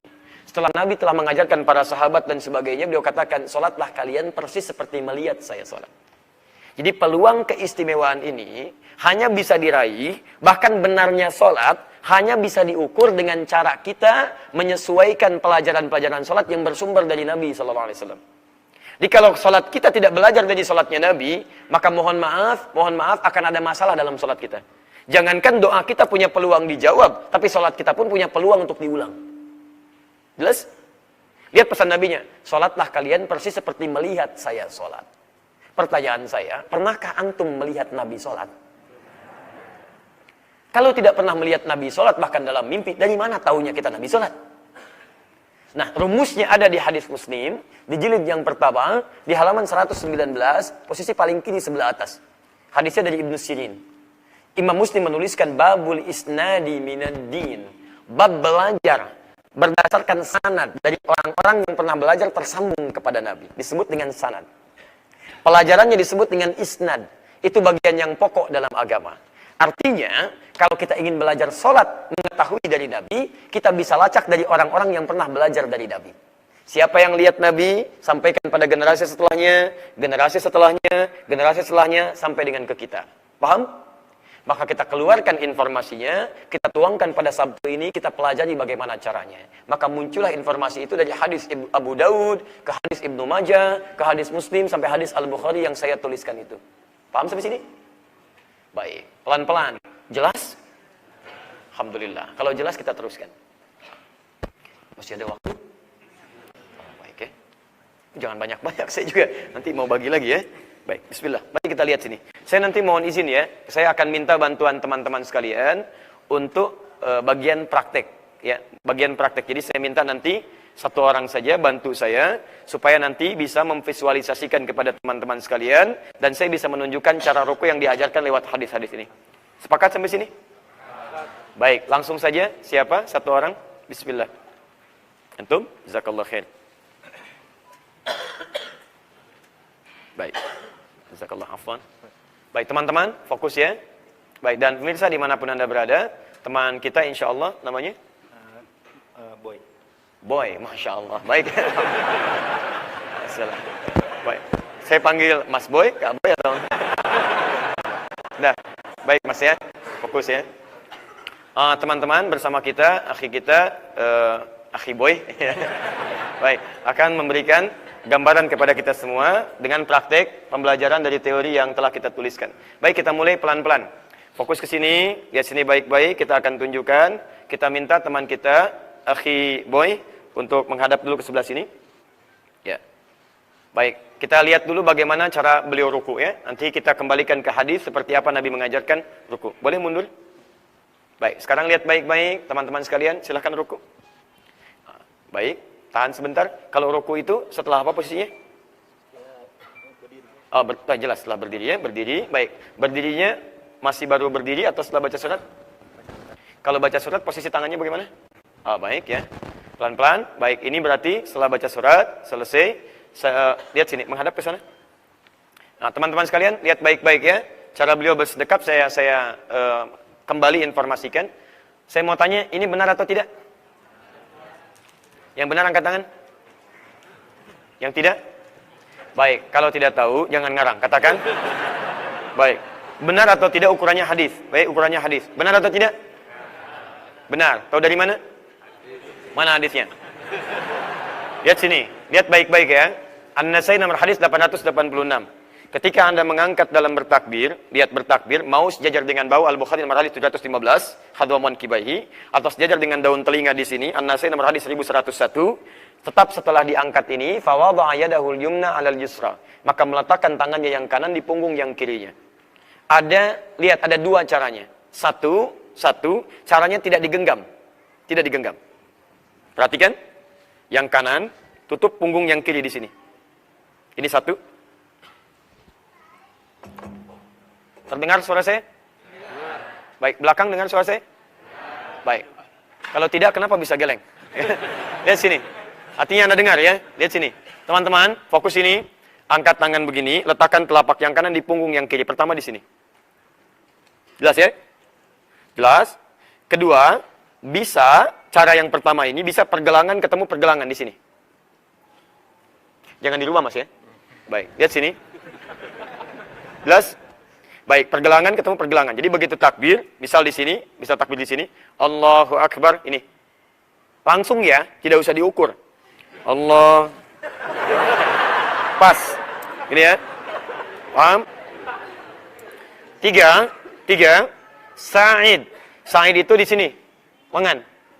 Ya, sedikit ke sini. Di sini. Boleh.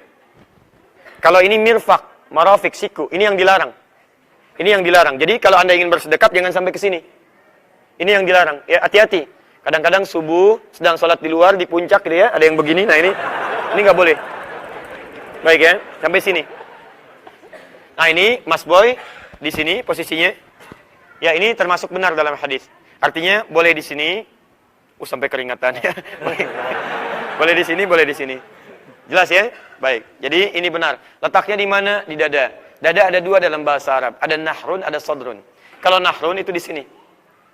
Kalau sodrun di sini di rongga. Antara perut dengan dada bagian atas. Ini rongga. Nah, saya pernah menjelaskan tentang ini. Dalam penelitian kami, itu yang lebih kuat menggunakan di rongga, bukan yang di sini. Karena kalau yang di sini disebut nahrun. Sedangkan dalam kalimat hadis meletakkannya ala sodri. Sodrun itu di sini. Bukan di sini. Kata Ibnu Hajar al-Asqalani, sodrun itu ma fauqal batni. Yang di atas perut, yang rongga yang di sini. Saya sudah terangkan ini, jadi silahkan kembali kepada bahasan yang dulu. Jadi ini benar. Sekarang silahkan untuk ruku. Hadapnya ke kiblat. Ya. Silahkan ya. Nah, sekarang anggap kiblatnya ke sini dulu ya. Baik, silakan. Bismillah. Tahan sebentar. Pelan-pelan aja Mas ya. Jangan buru-buru. Mau kemana? Baik, tahan. Takbir. Allah. Tahan. Tahan. Benar tidak? Hadap lagi ke sana. Benar? Baik, sudah benar. Ini hadis yang pertama riwayat Al-Bukhari sejajar dengan bahu. Perhatikan, jarinya lihat pelan-pelan teman-teman, tidak terlampau rapat di At-Tirmidzi, tidak terlampau rapat, tidak terlampau renggang. Terulur biasa begini. Jelas? terulur biasa begini, tidak renggang begini, tidak rapat begini. Terbuka ke depan. Ya, jadi tidak terlampau begini, ya, tidak juga begini, biasa saja begini. Ya, jelas ya? Baik. Silahkan. Ya, Allahu Akbar. Ini jadi inti bahasan kita sekarang. Kita lihat dulu beberapa bagian dari ruku. Silakan perhatikan baik-baik. Ya, ini rukunya. Kita belum bicara hadis. Ini baru bicara rukunya Mas Boy. Rukunya antum, ya, rukunya Akhi Boy aja ya, biar lebih enak. Ya, biar lebih enak. Baik. Ini rukunya Akhi Boy seperti ini. Rukunya antum belum tentu demikian. Kita ukur dengan hadis sekarang. Abu Daud nomor hadis 863. Mari kita mulai, termasuk redaksi yang sama di nomor hadis 731. Hadisnya nanti riwayat Uqbah, ya, bin Amr al-Ansari. Lihat kalimatnya. Kana Rasulullah sallallahu alaihi wasallam bima ma'na idza raka'a wada'a kaffaihi ala rukbatayhi. Adalah Rasulullah sallallahu alaihi wasallam, silakan ruku tadi. Ruku adalah Rasulullah sallallahu alaihi wasallam, lihat baik-baik, ketika beliau ruku meletakkan jari-jarinya di lututnya, jangan dirubah. Lihat baik-baik lutut.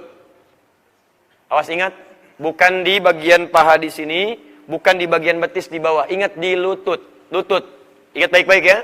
Kepala, pundak, lutut. Nih. Ini sudah baik, sudah benar. Pelan-pelan, lihat baik-baik. Satu, sudah benar. Naik lagi supaya nggak capek. Lihat baik-baik. Yang diletakkan apa?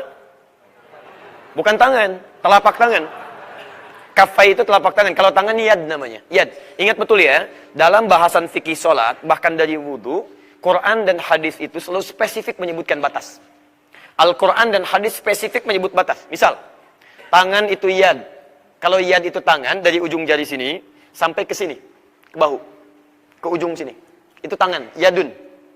Kalau sampai sini disebut mirfaq. Zamannya marafik. Sampai sini disebut sa'id. Jelas ya? Baik. Sampai sini disebut ruslun. Sampai sini disebut kaffun. Kaffun. Ketika Anda wudu yang disebutkan mirfaq, marafik. Ya, wa aidiakum ilal marafik. Basuhlah tangan sampai siku. Quran surah 5 ayat ke-6. Tangan sampai siku. Artinya dari depan ke sini. Bukan dari siku ke bawah. Jadi kalau Anda buka keran untuk wudu, bukan tangannya begini digosok-gosok dari siku ke bawah. Tapi ambil airnya, tumpahkan sampai ke siku, dibasuh. Paham ya?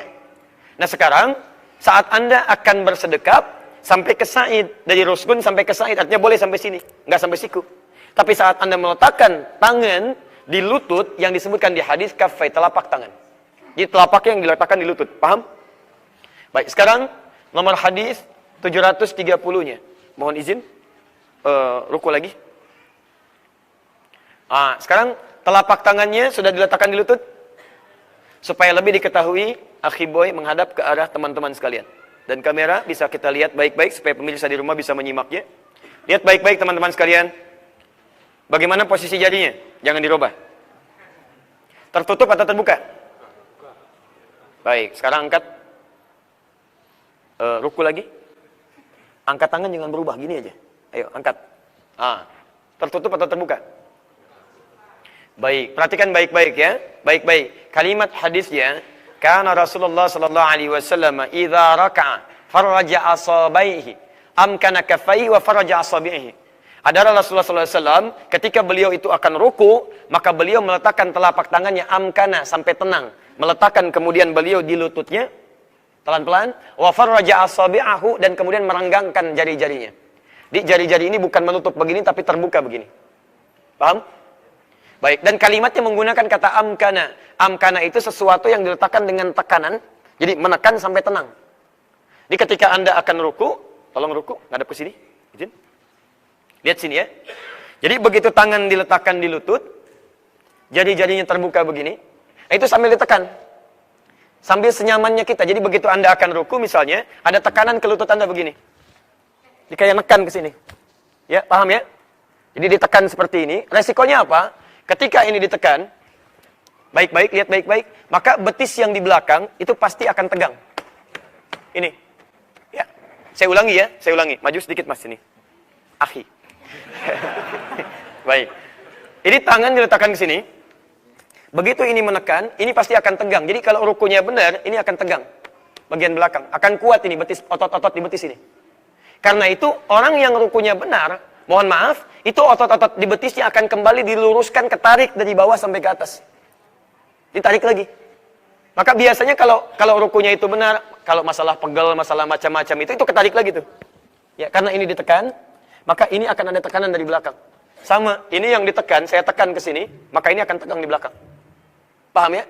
Jadi kita lihat bagaimana lurusnya antara mic dengan akhi boy. Nah. Sudah, baik-baik ya? Sudah? Tekan dulu sebentar. Bismillah. Teruskan. Hadis selanjutnya 734. Bahkan nanti kita teruskan, ditekankan di riwayat Ibnu Ma'bad. Di Ibnu Majah nomor hadis 872. Apa yang terjadi? Lihat kalimatnya. La yusabbu ra'sahu. Wala yakun muqni'an. Hati-hati, bima makna. Adalah Nabi SAW ketika beliau ruku itu, setelah tangannya ditekan, belakangnya terasa tegang, maka bagian punggungnya tidak naik mendongak ke atas, tidak juga menukik ke bawah. Itu artinya rata, lurus. Lihat ya, kalau tangan Anda tidak diletakkan di lutut, misal letakkan di paha. Tuh, naik ke atas. Letakkan di betis, turun ke bawah. Maka jika Anda melihat orang rukunya misalnya turun ke bawah, itu kemungkinan terbesar tangannya ada di betisnya. Jika Anda melihat orang yang naik ke atas seperti ini, kemungkinan terbesar tangannya ada di pahanya. Jika Anda melihat orang yang ruku tangannya di lutut, tapi misalnya ini masih punggungnya ke atas begini, itu kemungkinan besar di sininya tidak tegang. Dia tidak berikan tekanan. Paham?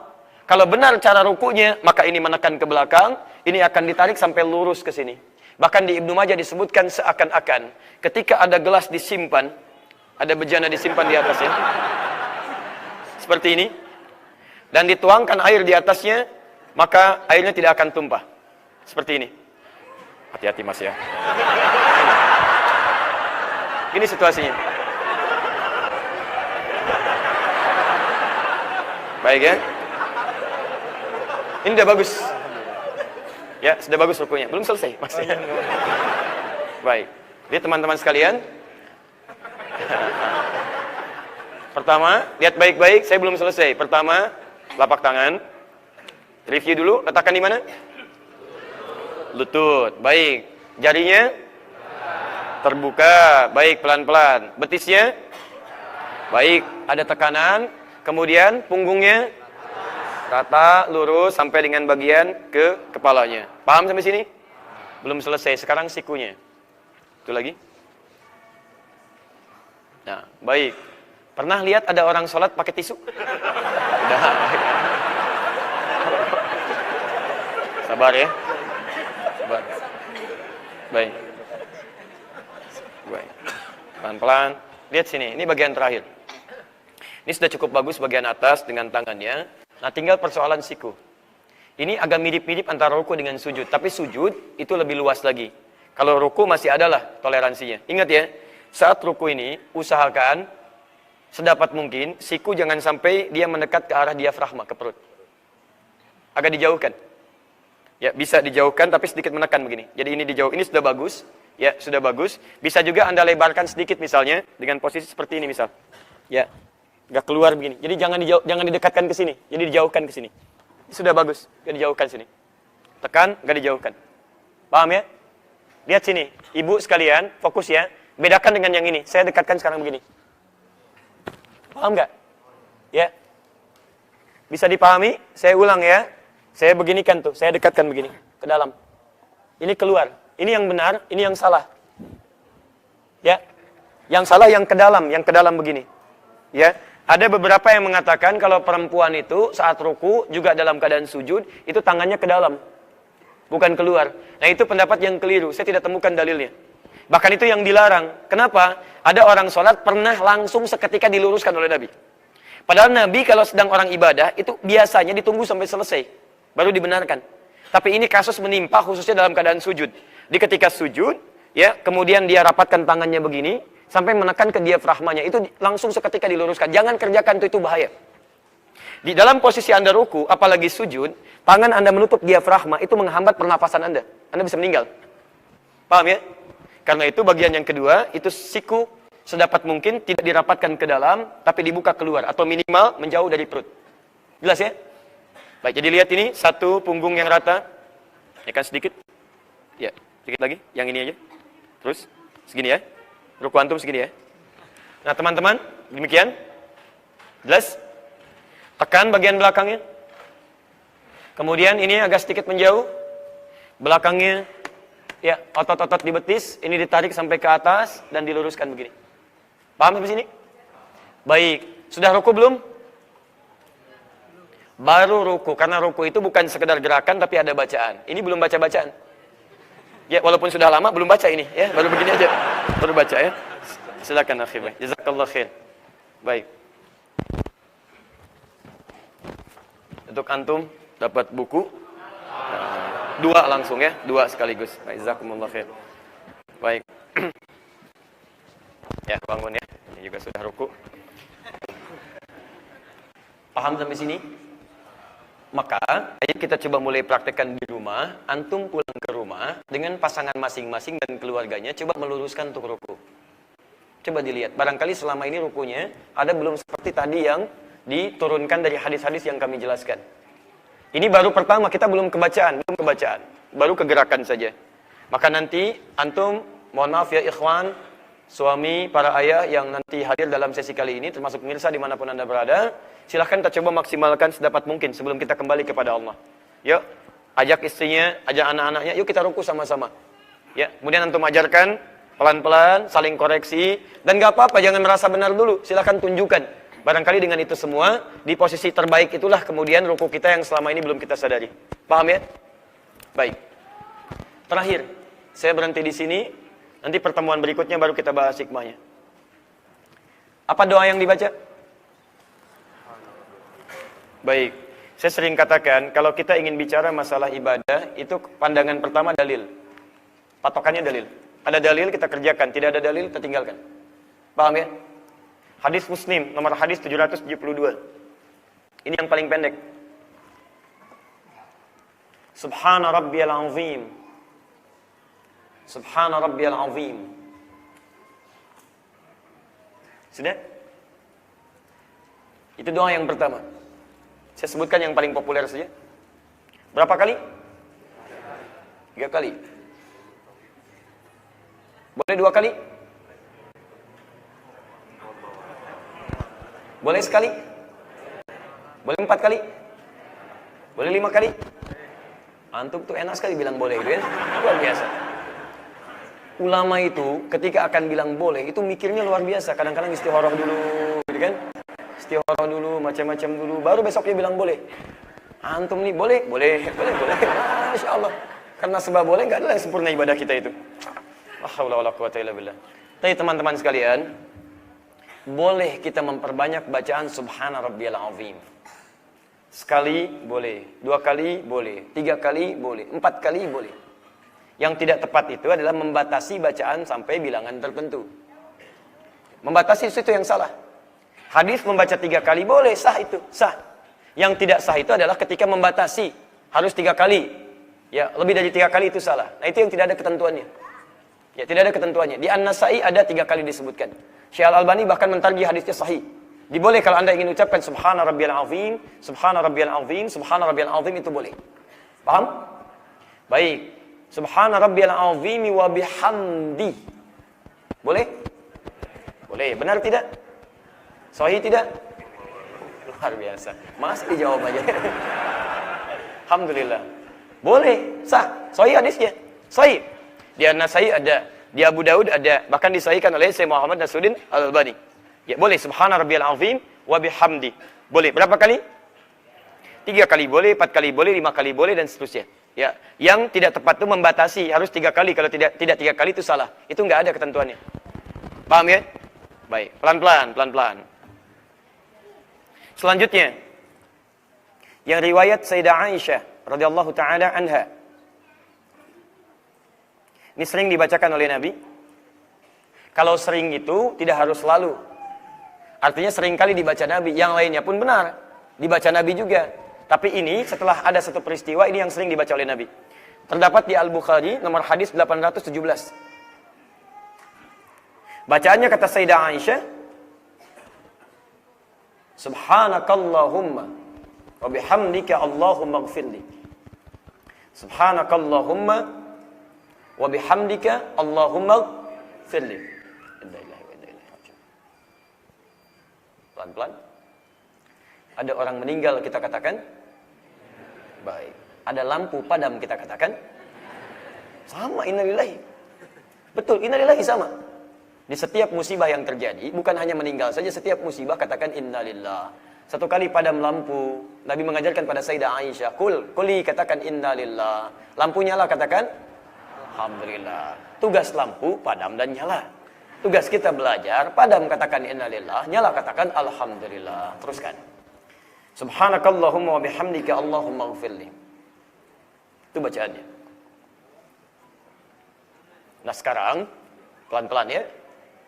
Tidak banyak orang tahu bahwa bacaan-bacaan tadi itu Subhana rabbiyal azim, Subhana rabbiyal azim wa bihamdi, Subhanakallahumma wa bihamdika Allahumma ighfirli, itu adalah bacaan doa pembuka dalam ruku. Doa standar. Doa rukun. Belum termasuk doa yang masuk dalam rahasia salat tadi. Jelas ya? Awas, hati-hati. Saya ulang ya. Doa yang Anda bacakan Subhana rabbiyal azim, Subhana rabbiyal azim wa bihamdi, Subhanakallahumma bihamdika Allahumma ighfirli, itu baru doa standar, doa pembuka, doa rukun. Artinya ketika ruku, Anda bacakan bacaan dalam ruku dengan doa tadi. Tapi belum masuk kepada rahasia dalam ruku. Permohonan yang disebut fadlan dengan ridwan tadi. Anda belum mohonkan. Anda baru menyampaikan doa pembuka dalam ruku. Dan ketika Anda bacakan doa ini, sah ruku Anda. Begitu ruku, Subhana rabbiyal azim wa bihamdi. Anda bangun pun sami Allahu liman hamidah, sah ruku Anda. Salat Anda sah. Tapi Anda melewatkan kesempatan untuk mendapatkan peluang keistimewaan ruku. Fadla wa ridwana. Paham? Nah, sekarang kita bahas dulu bagaimana cara membacakan doa pembuka dalam ruku itu. Dan di sini dulu berhenti bacaan kita. Dan bahasan kita. Perhatikan sini. Teman-teman sekalian, kenapa bacaan Subhana rabbiyal azim, Subhana rabbiyal azim wa bihamdi, atau Subhanakallahumma wa bihamdika Allahumma ighfirli, itu kadang dibacakan sekali, 2 kali, bahkan 3 kali, bahkan lebih. Karena esensi bacaannya bukan berapa kuantitas yang kita bacakan. Bukan berapa kali kita bacakan. Tapi jumlah bilangan itu menunjukkan penghayatan, pembacaan, dan pemahaman kita pada makna kalimat yang kita bacakan. Jadi kalau antum berzikir kepada Allah, zikir. Zikir, ingat ya. Zikir itu setiap ibadah yang kita kerjakan namanya zikir. Misal, sholat itu zikir. Quran surah ke-20 ayat ke-14.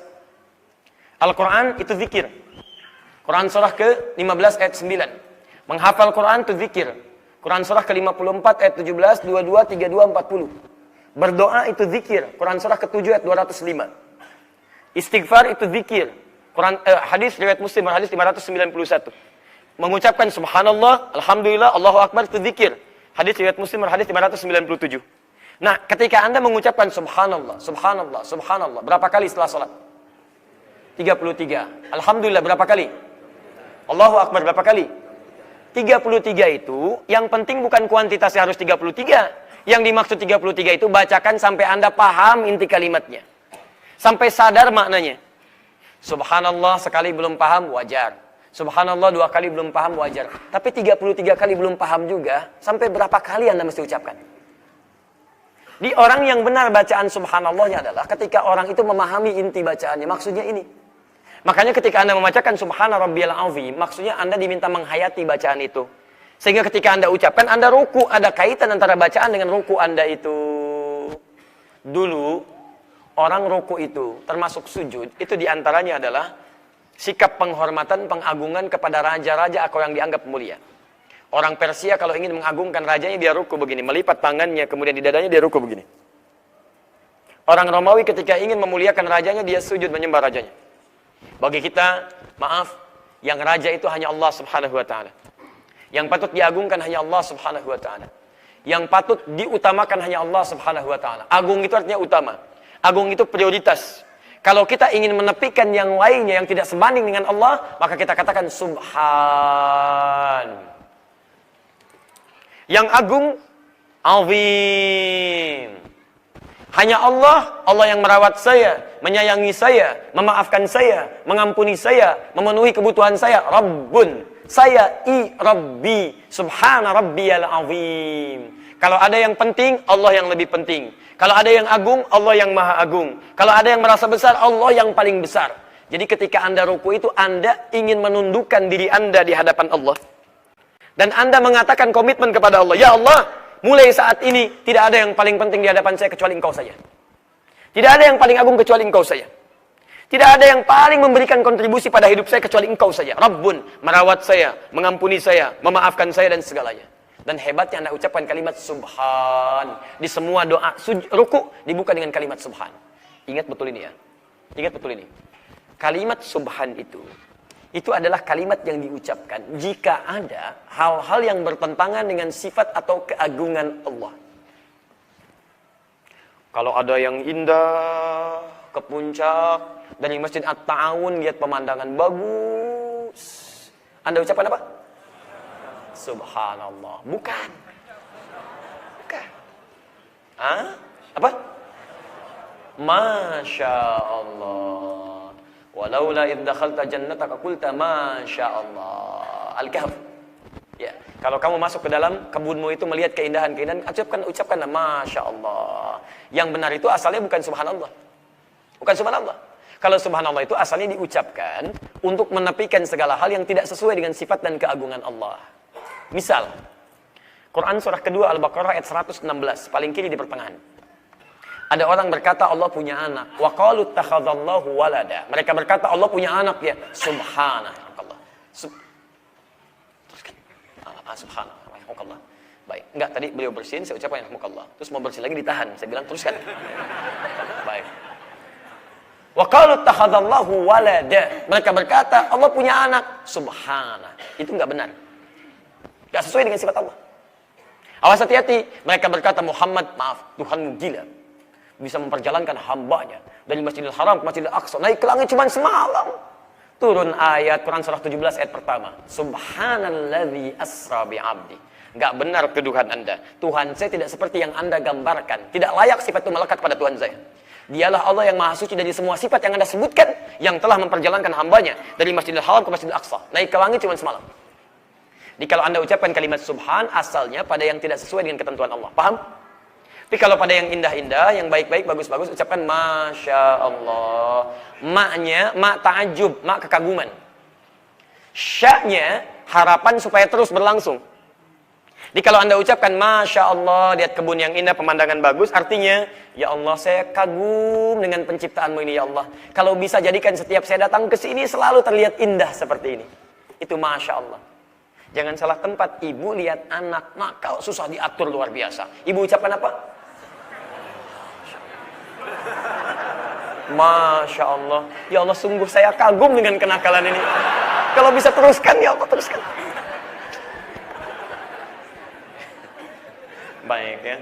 Kadang-kadang kelihatan sederhana, tapi penting gitu. Penting. Baik ya. Nah asalnya, Subhanaka ma khalaqta hadza batila. Itu kalimat subhanallah yang diucapkan pada yang indah-indah. Asalnya bukan ingin mengungkapkan keindahannya. Maksudnya menolak ada zat lain selain Allah yang menciptakan ini semua. Karena ada yang mengatakan ini ciptaan si fulan. Bukan, ini ciptaan Allah. Subhanaka ma khalaqta hadza batila. Ya Allah, maha suci engkau dari semua yang disifati oleh yang lain. Ini hanya ciptaanmu saja. Paham? Sekarang lihat kalimatnya. Ketika Anda mengucapkan dalam ruku subhan, lalu Anda ruku, Anda tunjukkan hanya untuk Allah saja. Lihat, hanya Allah yang penting, yang prioritas, yang agung, yang hebat, yang akbar, yang azim. Pertanyaan saya, lihat sini ya. Kalimat subhan diletakkan dengan Rabbun. Rabbun itu yang merawat, yang memelihara, yang memberikan kecukupan, memaafkan, mengampuni. Maaf ya, maaf. Ketika Anda mengatakan subhan, artinya Anda akan menepikan segalanya selain Allah yang tidak penting. Kalau orang yang menjadikan prioritas, artinya yang prioritas yang paling utama, yang tidak penting disimpan. Lihat sini. Antum mau ke pasar. Saat bersamaan jam 8 ada taklim. Mana yang paling penting? Taklim atau ke pasar?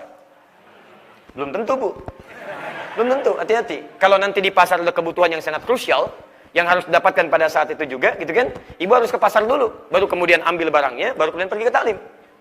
Ibu ditunggu-tunggu, ada obat, dia pergi ke apoteknya itu, di pasar itu. Berangkat ke sana, ya ini ditunggu-tunggu. Darahnya terus mengalir, cepat ambil ke sana. Maaf, saya mau taklim dulu. Maaf, tidak bisa. Berangkat ke pasar, baru ke sini. Itu prioritas namanya. Baik, ibu belanja kemudian. Adzan berkumandang, Allahu Akbar, Allahu Akbar. Mana yang paling prioritas? Teruskan belanja. Atau kita simpan dulu belanja, kemudian kita kerjakan panggilan Allah dulu. Mana yang utama? Merespon panggilan adzan atau teruskan belanja? Maaf, saya melihat ke sini. Halo? Salat dulu atau teruskan belanja? Perhatikan, ketika Anda mengucapkan kalimat subhan, itu komitmen Anda untuk menepikan segala yang tidak penting selain Allah. Artinya cuma Allah yang penting.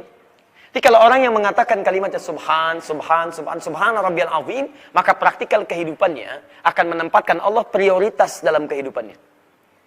Jadi kalau Allah sudah menjadi prioritas dalam kehidupannya, maka Allah pun akan memprioritaskan dia dalam setiap kebutuhannya. Awas ya. Kalau Anda selalu punya kebutuhan, dan Anda mintakan kepada Allah, dan Anda tidak diprioritaskan oleh Allah, jarang terjawab, terlambat jawaban, bahkan tidak dijawab, coba cek barangkali Anda jarang memprioritaskan Allah dalam kehidupan Anda. Orang yang memprioritaskan hukum-hukum Allah, maka dia akan mendahulukan hukum Allah di atas hukum-hukum yang lainnya. Saya mau minum. Apa manfaatnya minum? Menghilangkan haus. Perhatikan, ketika saya akan minum, yang lain pun akan minum dengan volume air yang sama. Ketika dia akan minum, dia akan ingat Allah menyukai minum yang seperti apa. Ambil dengan tangan kanan. Ucapkan bismillah, sebut nama Allah. Bismillah. Itu hukum Allah. Kalau ini masih mudah, yang susah itu ketika prioritas terkait Allah bertentangan atau bersamaan dengan prioritas urusan dunia. Disinilah kadang-kadang kita tidak konsisten memilihnya. Untuk ibu tadi, dalam suasana sedang belanja, adzan berkumandang, di bawah ada masjid, bahkan bukan cuma musalla. Allahu Akbar, enti sholat dulu atau teruskan belanja? Sholat dulu, alhamdulillah. Begitu mau berangkat, tiba-tiba kalimat di mikrofonnya itu bunyi. Diskon naik 95%. 95%. Plus yang disebutkan barang yang dicari oleh ibu. Pertanyaan saya, Anda teruskan belanja atau menunda sholat? Oh? Tidak mudah. Baik, tahan ya. Tahan. Teman-teman sekalian. Ini kelihatan seperti sederhana. Tapi justru ini yang mengantarkan pada rahasia dalam ruku. Kalau Anda mengatakan tiap sholat subhana rabbiyal azim, cuman Allah yang penting, tapi aktivitas Anda menunjukkan Anda yang penting. Dunia yang penting. Maka saat Anda memprioritaskan kebutuhan dunia, maka Allah pun tidak akan pernah memprioritaskan doa Anda dalam kehidupan. Ketika Anda memprioritaskan Allah dalam kehidupan, Allah dulu, ibadah dulu, maka Masya Allah, bukan cuman akhirat diberikan, dunia diberikan yang paling utama. Bahkan sholat Anda ditunggu, minta ya. Kalau bisa mintanya jangan yang biasa-biasa. Yang terbaik saya berikan kata Allah. Paham? Maka dari itu, umat Muhammad itu akan ketahuan dalam rukunya. Sallallahu alaihi wasallam. Lihat kalimatnya. Tarahum ruka'an sujjada. Anda bisa mengamati umat Nabi Muhammad itu akan kelihatan bagaimana rukunya. Akan kelihatan bagaimana sujudnya. Maka Masya Allah, rukunya nampak nikmat dalam rukunya. Dan hebatnya, praktek ruku itu diterapkan dalam kehidupannya. Yang dia agungkan cuma Allah. Teman-teman sekalian, pernahkah sering mengalami Anda, begitu Anda rapat, Anda memilih untuk rapat dibandingkan untuk sholat? Padahal Anda bisa menunda rapat. Kalau dalam keadaan yang darurat, bisa kemudian Anda prioritaskan. Fikih aulawiyah namanya, fikih prioritas. Tapi kadang-kadang, hal-hal yang biasa, bahkan Anda, Allahu Akbar, yang paling luar biasa, sholat bisa ditunda hanya untuk urusan yang sangat remeh-temeh, urusan dunia yang bisa diputar lagi kemudian hari. Penting mana tahajud dengan nonton bola? Bola bisa dilihat lagi besok. Bahkan bisa diketahui hasilnya. Indonesia lawan Filipina 9-0. Tahu? Tuh, ayo. Vietnam lawan misalnya Brunei Darussalam 8-1. Indonesia lawan Myanmar kemarin 2-1. Indonesia mau ketemu Vietnam. Hafal semua tuh. Bisa ditonton. Besoknya diulang lagi. Sekarang muncul di YouTube, di mana-mana ada. Arsenal tadi malam kalah sama Stoke 1-0. Misal gitu kan. Kejar-kejar gak gol-gol. Arsene Wenger sampai muram mukanya dan sebagainya. Bisa dilihat lagi besoknya. Saya nggak nonton, nggak ada kerjaan nonton. Kan? Ada kerjaan. Jadi teman-teman sekalian, tahu, karena ada bacaan. Saya senang baca. Tapi saya nggak senang nonton-nonton yang tidak jelas. Ya, saya kalau yang penting-penting, saya baca. Yang tidak penting, saya nggak tahu. Saya nggak tahu kalau udah Cynthia Bella menikah dengan orang Malaysia, saya nggak tahu. Yang lain saya tahu. Yang lain saya tahu. Anda tanya bola saya jawab. Ini saya jawab insyaallah ya, sepanjang bisa dijawab. Tapi kalau yang begitu saya nggak ngerti. Ya. Sudah. Kembalikan. Halo? Baik. Ya, kalau yang baik-baik kita baca sebagai informasi. Jadi ketika kita masuk ke dunia orang-orang demikian, kita bisa hadir dan menyampaikan, saya ini dengan Anda, saya olahraga dengan Anda. Saya tahu permainan Anda. Saya tahu bacaan-bacaan ini. Tapi saya juga tidak pernah berlebihan untuk itu. Ya, ketika sholat ya sholat, tahajud ya tahajud. Ada orang untuk menunggu bola bisa begadang, untuk tahajud kesiangan. Katanya subhana rabbiyal azim. Begitu sholat subhana rabbiyal azim, subhana rabbiyal azim. Tapi aktivitas Anda tidak menunjukkan itu. Dan hebatnya ketika butuh, nuntutnya Allahu Akbar. Berkali-kali lipat. Ya Allah mohon kabulkan. Kurang apa lagi? Kurang prioritas. Kurang prioritas. Jelas ya? Jadi kenapa saya sebut pengantar? Karena bacaan Anda subhana rabbiyal azim. Itu komitmen Anda untuk menerapkan kalimat itu dalam kehidupan. Kalau Anda sudah bisa terapkan, maka Allah memberikan kesempatan pada Anda. Silahkan. Yabtaghuna fadla minallahi wa ridwana. Minta. Mohonkan. Jelas? Apalagi kalau doa Anda banyak. Subhanakallahumma wa bihamdik. Wa bihamdik, segala pujian hanya untukmu ya Allah. Berapa kali Anda dalam hidup ingin dipuji? Katanya alhamdulillah. Tapi Anda sering mengambil bagian pujian itu hanya untuk Anda. Kalau sudah Anda jangan ambil lagi. Ya, syukuri nikmat itu. Hanya untuk Allah. Kan alhamdulillah itu kalimat syukur kan? Maaf ya, maaf. Apa artinya syukur? Saya bagi dua dulu. Alhamdulillah dengan makna syukur. Apa itu syukur? Syukur itu ungkapan kebahagiaan atas nikmat yang diperoleh dengan cara menggunakan nikmat itu sesuai ketentuan pemberi nikmatnya. Ungkapan kebahagiaan atas nikmat yang diperoleh dengan cara menggunakan nikmat itu sesuai ketentuan pemberi nikmatnya. Misal, Anda ingin mensyukuri nikmat lisan yang tidak sakit. Maka lihat Allah bagaimana meminta Anda menggunakan lisan. Kata Allah, jangan saling mencela. Ya ayyuhalladzina amanu la yaskhar qaumin min qaum. Jangan saling cela. Kata Nabi, katakan yang baik-baik. Man kana yu'minu billahi wal yaumil akhir falyakul khairan. Siapa yang merasa beriman pada Allah dan hari akhir, katakan yang baik-baik. Aw liyasmut, kalau tidak bisa diam. Diam. Maka ketika Anda mengucapkan yang baik-baik, itu syukur Anda atas nikmat lisan Anda. Syukur atas nikmat misalnya benda. Misal maaf, pakaian. Anda ingin bersyukur, maka pakai pakaian yang Allah suka. Pakai pakaian yang menutup aurat dengan baik. Pakai pakaian yang dari bahan yang halal. Pakai pakaian untuk kepentingan ibadah. Itu yang disukai. Jelas ya? Itu syukur namanya. Jadi ketika Anda mengatakan maaf, wa bihamdik, artinya Anda komitmen untuk mensyukuri nikmat Allah. Kadang-kadang, yang satu belum dipakai sudah minta yang lain. Anda sudah dapat sepeda, minta apa? Anda sudah minta motor, dapat apa? Anda sudah minta mobil, dapat apa? Mau ditaruh di mana? Sepeda saja belum sempat mengantarkan Anda ke masjid, Anda sudah minta motor. Motor saja belum sempat mengantarkan Anda ke taklim, sudah minta mobil.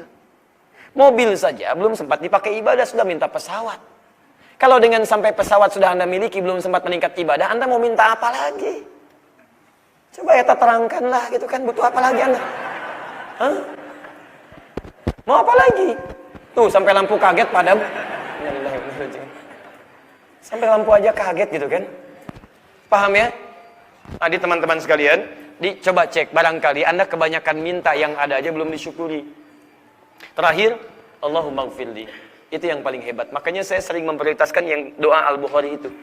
Yang subhanakallahumma bihamdika Allahumma gfirli. Karena menggabungkan 3 unsur sekaligus. Kalau yang subhana rabbiyal azim itu kalau cepat-cepat, yang singkat-singkat. Karena itu cuma mengambil 1 makna saja yang subhan. Wa bihamdik 2 makna. Allahumma gfirli 3, yang terakhir itu evaluasi kita. Allahumma gfirli, ya Allah ampuni saya ya Allah yang kadang-kadang kurang subhanallah dalam hidup. Ya Allah ampuni saya ya Allah yang kurang syukur dalam hidup. Ya Allah ampuni saya ya Allah yang sering memprioritaskan dunia dalam kehidupan. Anda bisa nangis ketika Allahumma gfirli. Ruku. Pernahkah Anda mendengar riwayat ketika Nabi ruku? Masya Allah, lamanya luar biasa. Pernahkah Anda mendengar kisah tentang seorang sahabat yang ketika ruku sampai temannya pulang dari pasar, dia masih ruku juga? Saking menghayatinya, saking mohon ampunan kepada Allah, takut dalam hidupnya tidak subhanallah. Takut dalam hidupnya tidak syukur kepada Allah subhanahu wa ta'ala. Karena itulah ketika selesai bacaannya Allahumma gfirli, Allah bentangkan pada dirinya, kamu mau minta apa? Apa yang kurang? Maka disitulah Allah akan berikan dalam kehidupannya. Paham sampai sini? Nah kalau sudah paham, coba antum rasakan dan praktekkan dulu dalam kehidupan sebelum sholat. Praktekkan subhanallah, praktekkan wa bihamdi. Ketika antum dalam ruku, rasakan itu semua, katakan Allahumma gfirli. Jelas? Kalau itu sudah dikerjakan, ada peluang untuk meminta kepada Allah, memohon fadla, memohon ridwan. Bagaimana cara memintanya sesuai dengan tuntunan Nabi, itu materi kita di pertemuan berikutnya nanti.